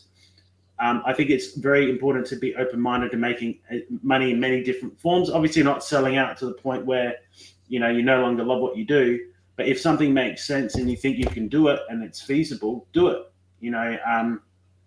So that's just my take on it. But, be open. If you can, be open to doing things in many different ways. And, it's unfortunately, comics, I think, are a shrinking audience. I don't think, I know my nieces and nephews. I've got 4 nieces and nephews. My sister's got 4 children. Not one of them has read a comic ever. No, I've given them my books. Not one of them has read it. And my sister is a teacher. She loves literature. She's a teacher. She pushes them to fucking read, because she's like a proper educator. She'll sit down with the kids. She doesn't like them playing on the iPad. She doesn't like them playing video games. But still, the lure of the age we live in, I feel that it is getting harder and harder to convince children and the younger generation to read. But there is always going to be outliers, and I still think, has it always been that way? No, I think that when I was growing up, we had the readathons. We had things where there wasn't the shininess of digital media. I really didn't get a Game Boy till I was 14 years old. But what did I have? I had books to entertain me. I had comics to entertain me. I was buying X-Men from the news agency. Now in Australia, you go into a news agent, the only comic that's available is Phantom. But then what do you want to turn your thing into then? That's exactly right. So for me, it's video games and animation. I'm going into animation because how can we get people to take? People don't have attention spans anymore. This is the problem. It's a real fucking problem, And so that's why I'm doing. I've got short form animated content now. Memes of fantasy tropes and stuff. And it's not like I'm quitting comics, but it's just like here you go. What's this? Dude, English teacher here. I can't even get most of my students to watch a movie. That's my point. You know what I mean? That is my point. My nephew hasn't watched the whole movie. It's very hard to get him to even watch a movie. And I think, the rise of neurodivergence, ADHD, technology also impacting that. You know, I mean, and it's manga bad. sales are through the roof, though. Like, I don't think the numbers are backing up what you're saying. Maybe some aspects of comics aren't as popular as they once were, and maybe your ads are selling to older people because they have more discretionary income right now. Where we're in a world where young people have no money because there's no jobs for them because society has totally fucked them over. But I mean, manga sales are crazy, like absolutely crazy, and a lot of that is youth driven, and a lot of that is YA driven. I mean, the YA market is enormous. So like, I don't think there's a gap. I totally agree with you, Benjamin. I agree with you with that as well. And so it's like, do I even pivot to manga? Do I go to Japan and translate this to a manga? Because it is fantasy. The highest selling mangas are fantasy. One Piece, you know what I mean? Fairy tale, you know. And so it's like, you do have to pivot to other mediums. I do speak Japanese as well, by the way. I studied it for 4 or 5 years. So I speak English, Greek, and Japanese. So it's like, that is another avenue for me. And I'm going to be open to talking to publishers in Japan. I'm set to go to Japan this year and maybe early next year. So like, definitely you always have to pivot, and you have to think, if something's not working, you do try different mediums and art forms. And eventually, I mean, Stanley himself came to Japan. If it wasn't for him going to Japan and making that Spider-Man in the fucking robot thing in the car, he wouldn't have, even they reckon that Marvel wouldn't have had the success it's had now, you know, because he went to Japan, and, you know, that inspired the Power Rangers, all that sort of stuff, you know. So I think it's good to always be creative and adapt and change and try and, you know, and you know, there's always so many factors, like Benjamin says. It could be that ads, you know, youth don't have money to spend on Facebook. It could be anything, you're right. But then again, like, if I get a publisher to publish my comic, you know, a YA book, you know, with Scholastic, then I know that, hey, it's getting into libraries. At least kids are reading it. It's not going to be at a comic book store where they have to pay $40 to access my book. They can now borrow my book. And we've been pushing it in libraries as well, but there's only so much one person can do, you know, in terms of doing that. So, and as part of it as well, working on a video game, I'm working with a studio, and they know all about video game marketing and the business model of video games. So like, I'm going now to Kieran, who's amazing at what he does. And so he's got, you know, 10 years of my art, you know, my art direction, and bang, he's got 8 years plus in video game dev, you know. And again, that will push it into another medium. And hey, look, we make a multi-million-dollar video game. I can do comics any way I want afterwards. You know what I mean? So I think it's important to be creative in your business as well, and adapt. I think that's an important part, is creativity in business. You know, like I sell dice as well, and they took off since 2020. And I crafted my own and sculpted my own dice, D&D dice. You know, and so that helps bring in income here and there. You know. So I think, yeah, do as much and different things as you can. And, you know, obviously don't forget, like, this is why I came back to volume 3 and did this year. I came back to the source, the true art form, which is the comics. And, you know, you always want to come back to what you want to do. And for me, this is why it's not a big of a letdown. If it doesn't fund, I'm not going to cry over it. I've got other avenues of pushing this. You know what I mean? And so it's good to have, I guess, you know, many tentacles in different creative things. But that's just my 15 years experience. So, yeah. Does that answer your question or not? No, it does. Yeah. All right, cool. Benjamin, what are your thoughts? I think that when I write for comics, I'm specifically writing for that medium and all of the cool stuff that we can do with it. And I think that makes it a challenge to adapt to other types of media. We also had a pretty negative experience with a producer on our first book who wanted to make it into a movie, and it got into the scripting phase, and we got a script that was sent to us, and it was just a disaster. And I think that personally, I very much enjoy movies and television. If I'm going to be writing for that, I'm going to be writing specifically for that. When I'm creating something for comic books, I'm not thinking about an adaptation whatsoever. And there are so many compromises inherent on moving from the page to the screen. I'm not sure how positive that experience would be. So I'd rather just, if I'm going to write something for the screen, just do it with that in mind and kind of skip out that compromise step, or, you know, push the compromises down the road for when it's actually, you know, in the hands of a producer or a director. All right. Cool. Fred, what are your thoughts? Yeah, so I'm still kind of new to this, right? Like I haven't experienced, the shifts in the market and things of that nature, that like other people have that have been in this for a while. I kind of just think that you kind of like, maybe I'm naive, but like you make the piece that you believe in when you can make it, and you just do your best with it to get it out as best you can, right? I think somebody gave me the advice one time that we go into battle with the army we have, not the army that we wish we had, right? Like, obviously, it'd be great if the economy was kicking and people were, all the kids were into comic books and stuff. But if that's not the case, I can't do anything about that. All I can do is try to get my story, as elevated and in front of as many people so they can at least try it. And to your question, Mark, yeah, my goal is 100% to get it into other media, especially because the comic's going to exist when I'm done. I got to make this comic my own way. It's my publication.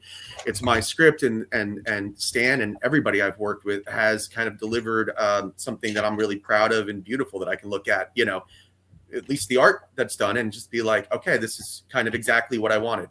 So if it's going to get to become something else now, I can, even if that's not what I wanted, right? Even if a filmmaker does something different with it, kind of the way like, The Crow, right? Like, even if you, you could love the movie and stuff, but James O'Barr's trade is very different, and people can go back to the source material and see that as it was meant to be, and they discover it because of that.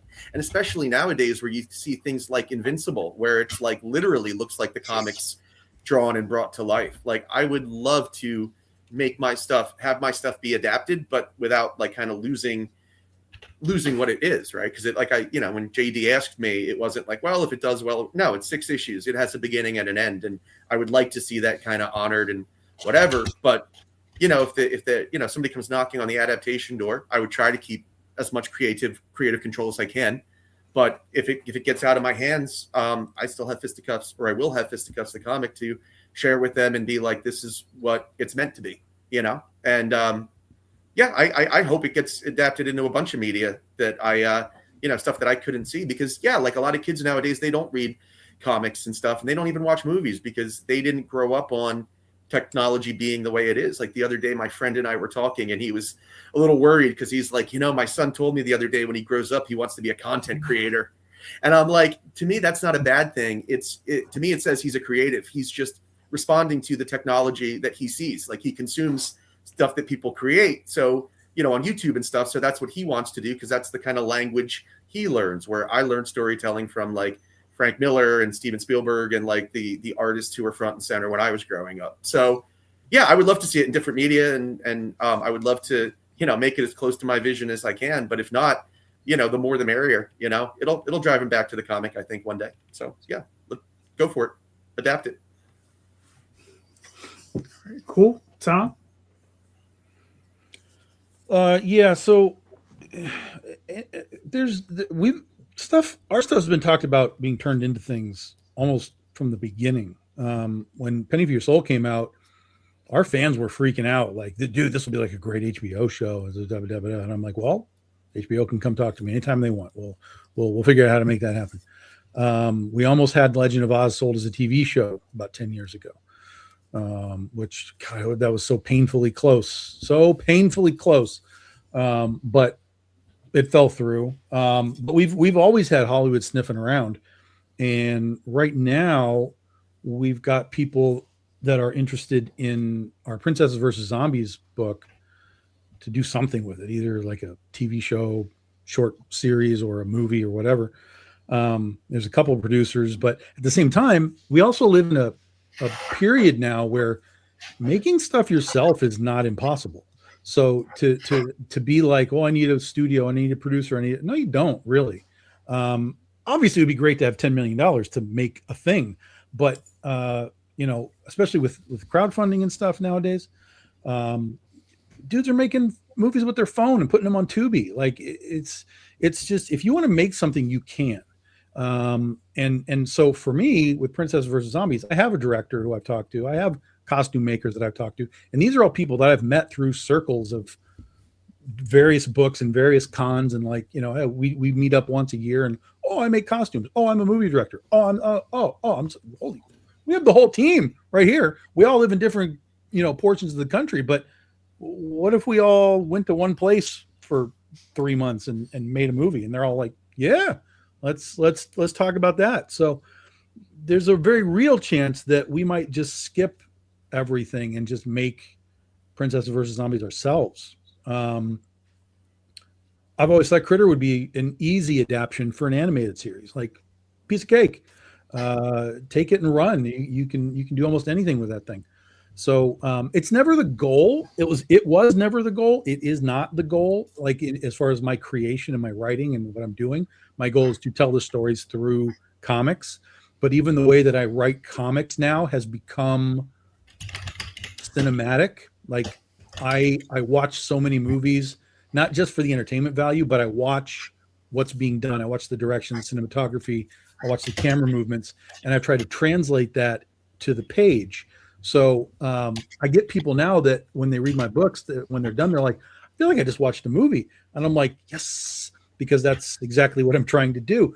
And so in that regard, when we do go to translate it to something else, there's really, the beats are already there. The camera movements are already there. It's really a storyboard in an active sense. So when we get to a point where a producer needs to see something or a director needs to see something, we do it ourselves. It's like, it's right there. Just follow it. It's paint by numbers, essentially, modify whatever we need to modify, to be better for the big screen. But the generalities, the foundation is all right there. So if it should happen for anything that we're doing, it's all ready. Like it's ready. I've thought about it. I've had it in the back of my head. I've talked to enough movie making people. I have people who make movies on their own and they're like, oh, let's make a movie. Let's make a movie. Let's make a movie. I'm like, this is it. Slow down. Let's because the last thing I want to do is make something even ourselves and have it be not good enough. Right. I know I'm not going to make a $10 million budget movie, but if we can crowdfund $100,000, I've seen people crowdfund $100,000 for IP things that have some recognizable element. Princesses versus Zombies would work with that. And then you can go take that movie, because people are talking micro budgets, $4,000, $5,000, $10,000. I'm like, I'm not making that movie. I need to be a little bit higher. So we're going to plan for that. But I think we can do it. And so if Hollywood doesn't want to sort of put their foot on the gas, we'll do it ourselves. Cool. For myself, I'm like Fred. Put it in everything, right? But for me, it's always a thing about contracts and what people want. Some of these places, they want everything, right? They'll like give you a certain amount of money and they want everything, right? And I'm like, I couldn't do it, right? Especially with the Oswald Chronicles, I couldn't do it. I was like, no. I have to complete the story. And I have to just, maybe at that point, once I'm done with it and have the whole thing on my shelf, then maybe. But before then, no, I have to finish it. So, it's difficult. But on a micro level, what I want to do is something that I know I can do. I just haven't done it yet. And I've always wanted to make a little plush toy out of them, right? But that's just impossible. It's impossible, Calderon. You can't do that. I know it's actually not that difficult. Just talk to Carissa; she'll tell you where to go. Well, no, I want to do a nice little run of them, but like Rob did. But it's just one of those things where it's just like, I'm so focused on finishing the book, right? Like I'm working with two artists at the same time on two separate stories at Oswald, and that doesn't include Dreamweavers and Magi's Grace. So it's like, I'm so focused on that. I'm just like, I have time for that. And I don't even have the, I do have the money, but I just don't even want to like push in that direction just yet. It's just too much. Listen, man, 40 years ago, the great and mighty Yogurt told us the answer to all of this. Merchandising. Merchandise. This is true. Mark, answer your own question, sir. So I'm going to say originally, I would say I had no other plans but to make a comic. But when I was approached by a filmmaker to adapt it into a radio play to perform at New York Comic Con, I didn't think it would be possible. And then when they did it, I was like, holy crap, this actually can do it. And it was a collaboration. So much so that when I go back to read my first comic, I'm like, hey, this part of the story isn't in my comic, not realizing that that he changed it and that we agreed upon the change. So I've listened to the radio play more than I've read my own issue number 1. So it's so weird to have your own property changed and you forget that that's not what you did. But now that he did it, we're looking to do number 2. And I think maybe turning into like a TV series, like a weekly limited run TV series would be kind of cool. And I know it's going to be possible, but like you said, it's the rights. Like, how much would I be willing to give up? I don't know. Right. Yeah. I mean, and that's the thing about it, right? It's just like, how deeply do you want to get into that? You know? So, all right, gentlemen, we've well, I don't know.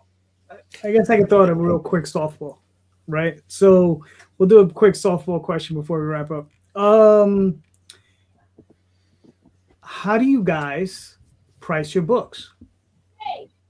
Right? Like, how do you guys, like if you got a 24-page comic, how are you pricing that? Right? Like, what are your considerations?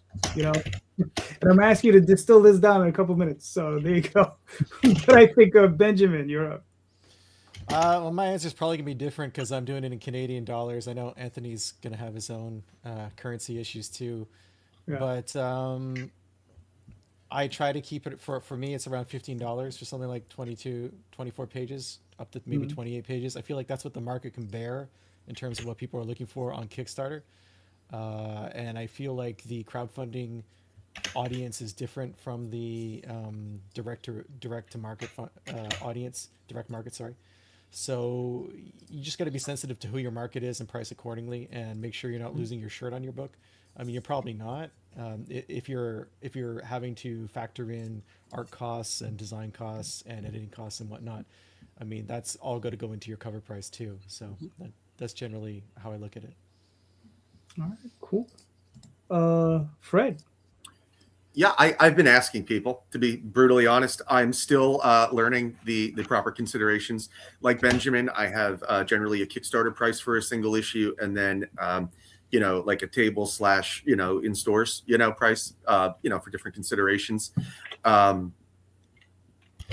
and then variants, of course, too. But yeah, I mean, mostly I try to figure out like what's like fair in the market and like price accordingly. Now that I'm doing like a second and now like a third Kickstarter campaign, I try to, the newer issues are, a little bit more than like, if you want to entry level and, entry point to issue one. But yeah, I ask. I'm still new to the business side of it, and like that's still the thing that I'm still trying to learn. So usually, I think I have single issue floppies at about 14 or so, 13 or 14. So on the Kickstarter, and then I'll do one final thing where like I show everybody and I'm like, does this sound good? Right. I'm still not at the point yet where I'm like crunching exact numbers and trying to make a think of it like completely as like a sound businessman yet. I should be, but I'm trying to learn it, but I'm not there yet. That's fair. That's fair. How long have you been doing it? Well, this is my I started selling comics for real about a year ago with Fisticuffs, the first Kickstarter in March, and then this will be my third Kickstarter June 2nd. So I'm still like learning it. I didn't start selling besides the Dick book, like when I did that one, I did do my like local like areas and comic shops and stuff, but that was like 7 years before I started Fisticuffs. So I'm still new to Fisticuffs and still figuring it out. Honestly, after this next campaign, once I see how it does, and this will be once I start really factoring in how much inventory and costs, because I've only had to order inventory twice. I'm still figuring that out. So this time I hopefully will do a bit better. I just, crossed my fingers and was very lucky that, I did everything right for my taxes the first year. So 1 year down, second year, I'll figure out how to price shit accordingly. Fair enough. Anthony, what are your thoughts? I think my prices are pretty fair. Like, the only thing is that I did do a hardcover for my first volume, and that was 133 pages hardcover, and that costs a bit more to bring in and print. And I was hoping to sell it for $50 because it's a hardcover, it's a big book, but I've since dropped the price to like 45 or 40 at conventions, and it does sell a lot better. But like if you sell it for 35, it'll sell way easier. But then well, you've got this hardcover, it's rarer, it's limited edition. And so I'm like, that's why I've gone down to 48 pages in books, because I know I can sell that for $30. The time investment wasn't as much as a 130-page book, and it cost, and it's cheaper to print, and at least I know there's. So you got to really be careful with these bigger books. Like, what I don't think once you start hitting past the $50 Australian mark, which is about 40 American or $38 American, 36, something like that, people kind of start, clenching their teeth and stuff. So I think really, you really got to price things, I guess, according to what the market is paying already, and also what your book is at the scope that the book is at. So I feel that has dictated how I've done volume 3. I didn't do it. I could have easily gone to a 68-page hardcover, but I'm like, well, who's going to pay $50 a book? I really need to sell this for $35, and then do another book later, if that happens. So I think pricing is really important to think about in this landscape, and especially with this economy. I'm finding, like I was saying, I make dice as well. I craft my own dice, I sculpt them, and I make a D&D book. Once you get above $100 on items, people don't want to spend that sort of money. Like that audience is shrinking now. So like some of our dice have dropped to like $98 or $80 dice. Now D&D book, we sometimes have to do deals. It's a $88 hardcover, so we're dropping that to $80.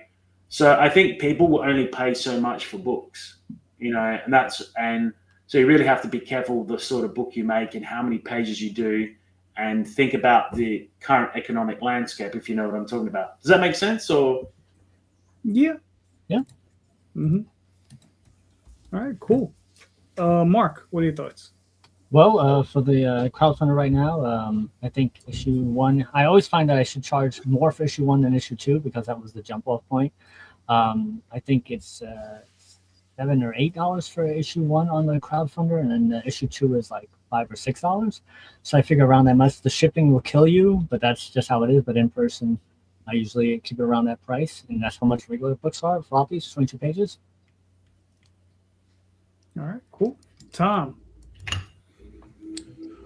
Well, we've always tried to look at what sort of real retail is, like, because when we started, we were back in comic book stores. So we were like, well, we have to be, in a general, like, we can't be crazy. They're used to paying, back in the day, they're used to paying like $3, $4 for a comic. Now it's a minimum of $5. But we kind of were like, all right, well, we'll be $3.50 back in the day. And then it gave us a weird price tag on the front of the cover that kind of stood out. So we weren't $3.99, we weren't $2.99, we were $3.50. So I just liked the visual of it. But then as things have gone along and we're doing Kickstarter and stuff now, I still kind of think of the same thing. It's like, well, what is this book going to be at retail? And then add shipping to it, and shipping used to be $3 and it was $4, $5. Now it's average is probably about $7 to ship a book now. So even if a retail is $5, I still got to charge $12 for it just because of the shipping. So that's really kind of where we at is it's just sort of like, what is our retail? Add $5 onto it. And that's kind of where we sit. And then with trades, same thing. It's just kind of like, what's a standard sort of trade paperback going to run? And but the problem is that we don't print, 10,000 units of these things. Whereas, all these other companies are like, yeah, 10,000 units and we'll make this like a $12.99 trade paperback. Like, no chance is that happening. So, we got to be like, well, we're going to make like 1,000 or, something like that. And we have to kind of price it accordingly. So we'll always be a little higher than like normal retail, but we try not to make it too astronomical, especially because shipping just keeps going up and up and up. And, at some point you'll have to make adjustments just off of shipping because, they just tacked on another 8%, because of the war and gas prices and everything. We're like, yeah, for the next 8 months, it's going to be like 8% more, on not on everything, but on most things. And so you got to, account for that at some point. You can't be stagnant in your prices, unfortunately. But I think because we started our stuff so low, that if we had to start tacking on a couple extra bucks, I don't know that anyone would really notice because we haven't changed our prices in like 4 or 5 years. Can I add to that? I think the shipping thing is a big issue. I just looked at my campaign now, and out of 60 people, it's only 12 Americans that have backed it, and that's actually unprecedented for me. So like, yeah, because it's going to be like $70 to ship a book. Yeah, that's exactly right. So like, I would normally have. I think I'm missing out because of 100 of my backers from America aren't backing it because of the shipping, the VAT 100%. tax. 100%. Even though I said comics have no VAT tax on the campaign and updates, and literally a fan of mine who spends big money on commissions and will commission an animal from my comic or whatever. She said, yes, I would pay for a commission. And I'm like, was that you that voted for that? She says, yeah, I do. But I don't want to, I just realized I don't want to pay the VAT tax. And I tried to convince her and said, you're paying for fine art. You're paying for an original print painting. You're not going to get charged a huge tax on that. I'll cover it. Yeah, but it's not the tax. It's just the basic shipping. I mean, just for me to send a book to Australia, it's like $70. A book or a floppy? No, like a book, like a trade. Yeah. Like okay. But the weird thing is, I can send a book to Australia from Canada for 20 or 25. That's it. And I'm noticing a lot more Canadians. There you go, Canadians and Germans back in it, like people from other countries versus America, where America was my biggest audience, you know, and that's really depressing, you know, like. So yeah, but we know who to blame for that, so we won't go into that. So. The dog does. The dogs are angry too, yeah. The only thing I could advise, Anthony, is if you were to maybe find a partner in America that could have the books, if you're doing POD printing, you print them here, and they would ship it out for you. I mean, it's still 3 days. Maybe I need to talk to Philip Russett. Like, is it Philip? Yep. Maybe have a chat to him, or if there's anyone that you guys know. But I still feel like it's too little, too late. I still think that people, even though they see that, they still like feel like that anything could go wrong. You know, like because of the world we're living now, things are changing so much. You know, like you promise that, but in 3 months, that guy might not be publishing comics, or Trump introduces another tax. You know, he finds a way of taxing people, or we go to World War III, God forbid. You know, or something. You know what I mean? I mean, 80% of our readership's in the U.S. and our previous campaigns bear that out, and we've had to dramatically. The paperwork alone for sending stuff across the border is incredible. I have to document a point of origin for every single book, every single piece of art. I have to file CUSMA paperwork for all of it. And I don't mean like all at once. I mean every single shipment. I have to do that. And I have to pay brokerage fees on that now. So my shipping costs to the US have gone up 30% because of this political situation. Maybe I need to speak to Philip. You know, and I can see Vermont from my office. I live 5 miles from the Vermont border. So it's absolutely unprecedented. You just need to get a drone and just send it over. Airdrop them with a little parachute. And JD, you were saying printing in the US, that's not a great option for international producers because we run into currency issues. So Kickstarter only allows you to collect in the currency of your home country. So if I'm collecting Canadian dollars and now I have to pay US dollars to get my book printed, that's going to cost me extra. Plus the fact is Canada's very cheap to print in compared to the US. So you add that on top of it and my production costs go up quite a bit. So we looked into that, but ultimately it doesn't save us anything. And then the other issue is, I mean, are all of your campaign rewards going to be produced in the US now versus Canada? Are you going to be splitting it up? It's a big challenge. How's that going to affect your volume?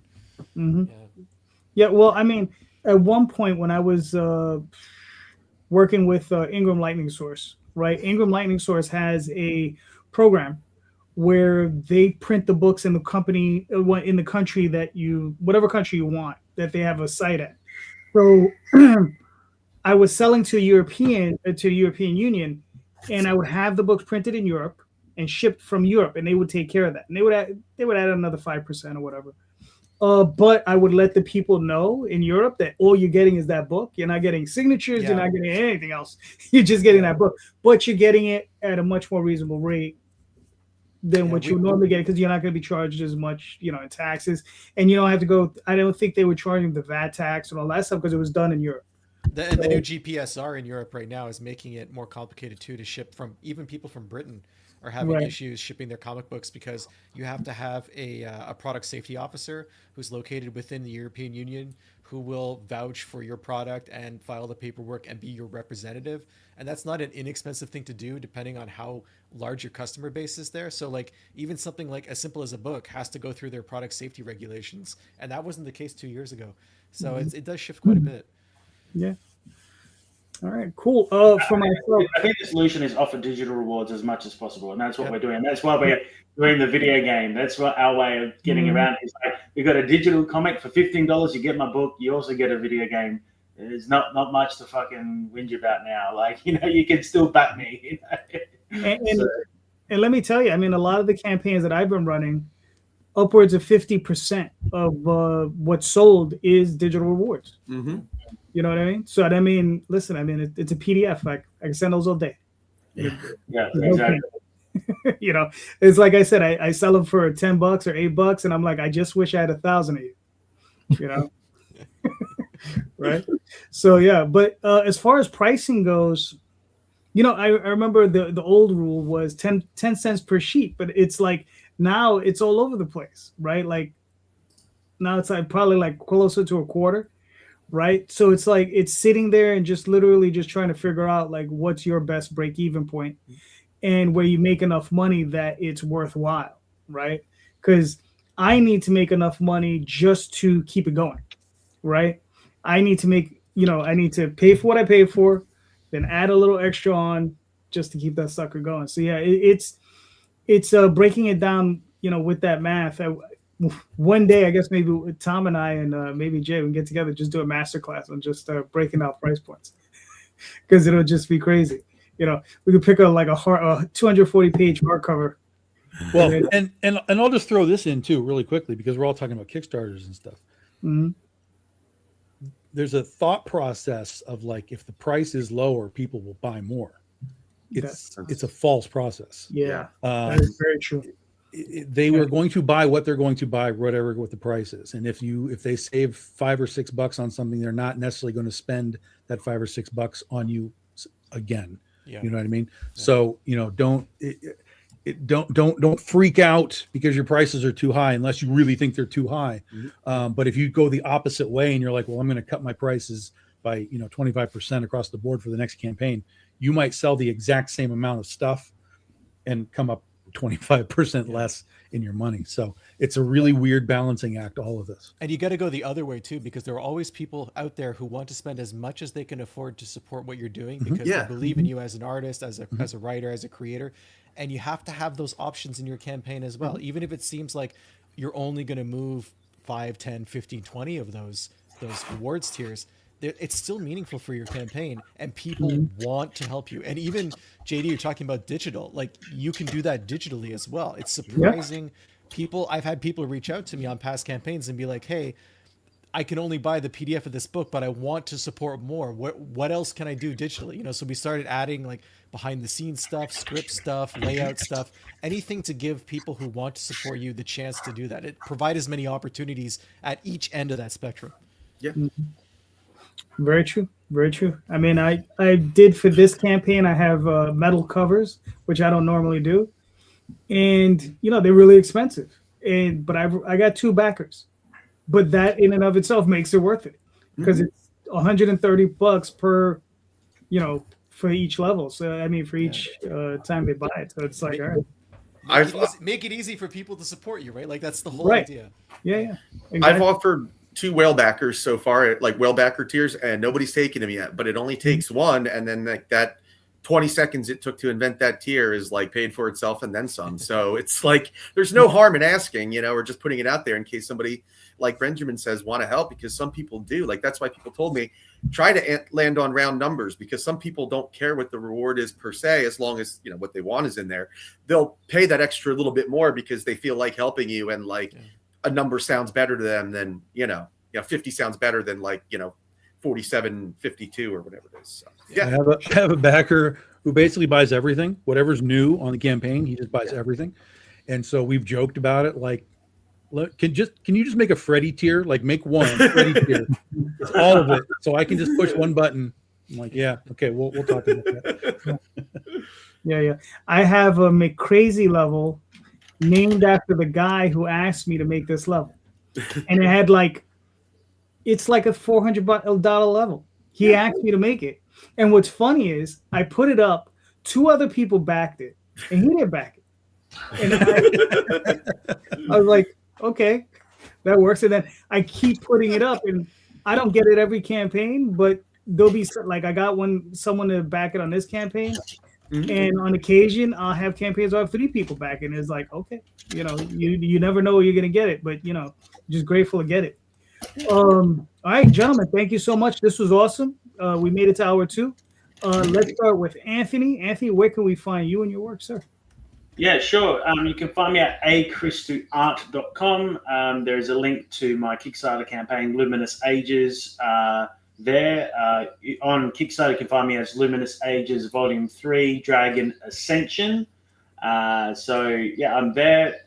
I'm also on YouTube. So if you just do Luminous Ages, I'm doing a whole bunch of funny animated skits going back to the past point before, turning your stuff into different mediums. I'm actually doing YouTube animated shorts of all my characters, fart jokes, all sorts of funny jokes, fantasy tropes. So we're pivoting to that as well as to keep the series alive. And so you can find me there, and there'll be links to my Kickstarter there as well. So that's where I'm at. But Luminous Ages, just type in Luminous Ages. It should come up on the Google easily, and you should be able to find my YouTube at least, and it links to Kickstarter or my website.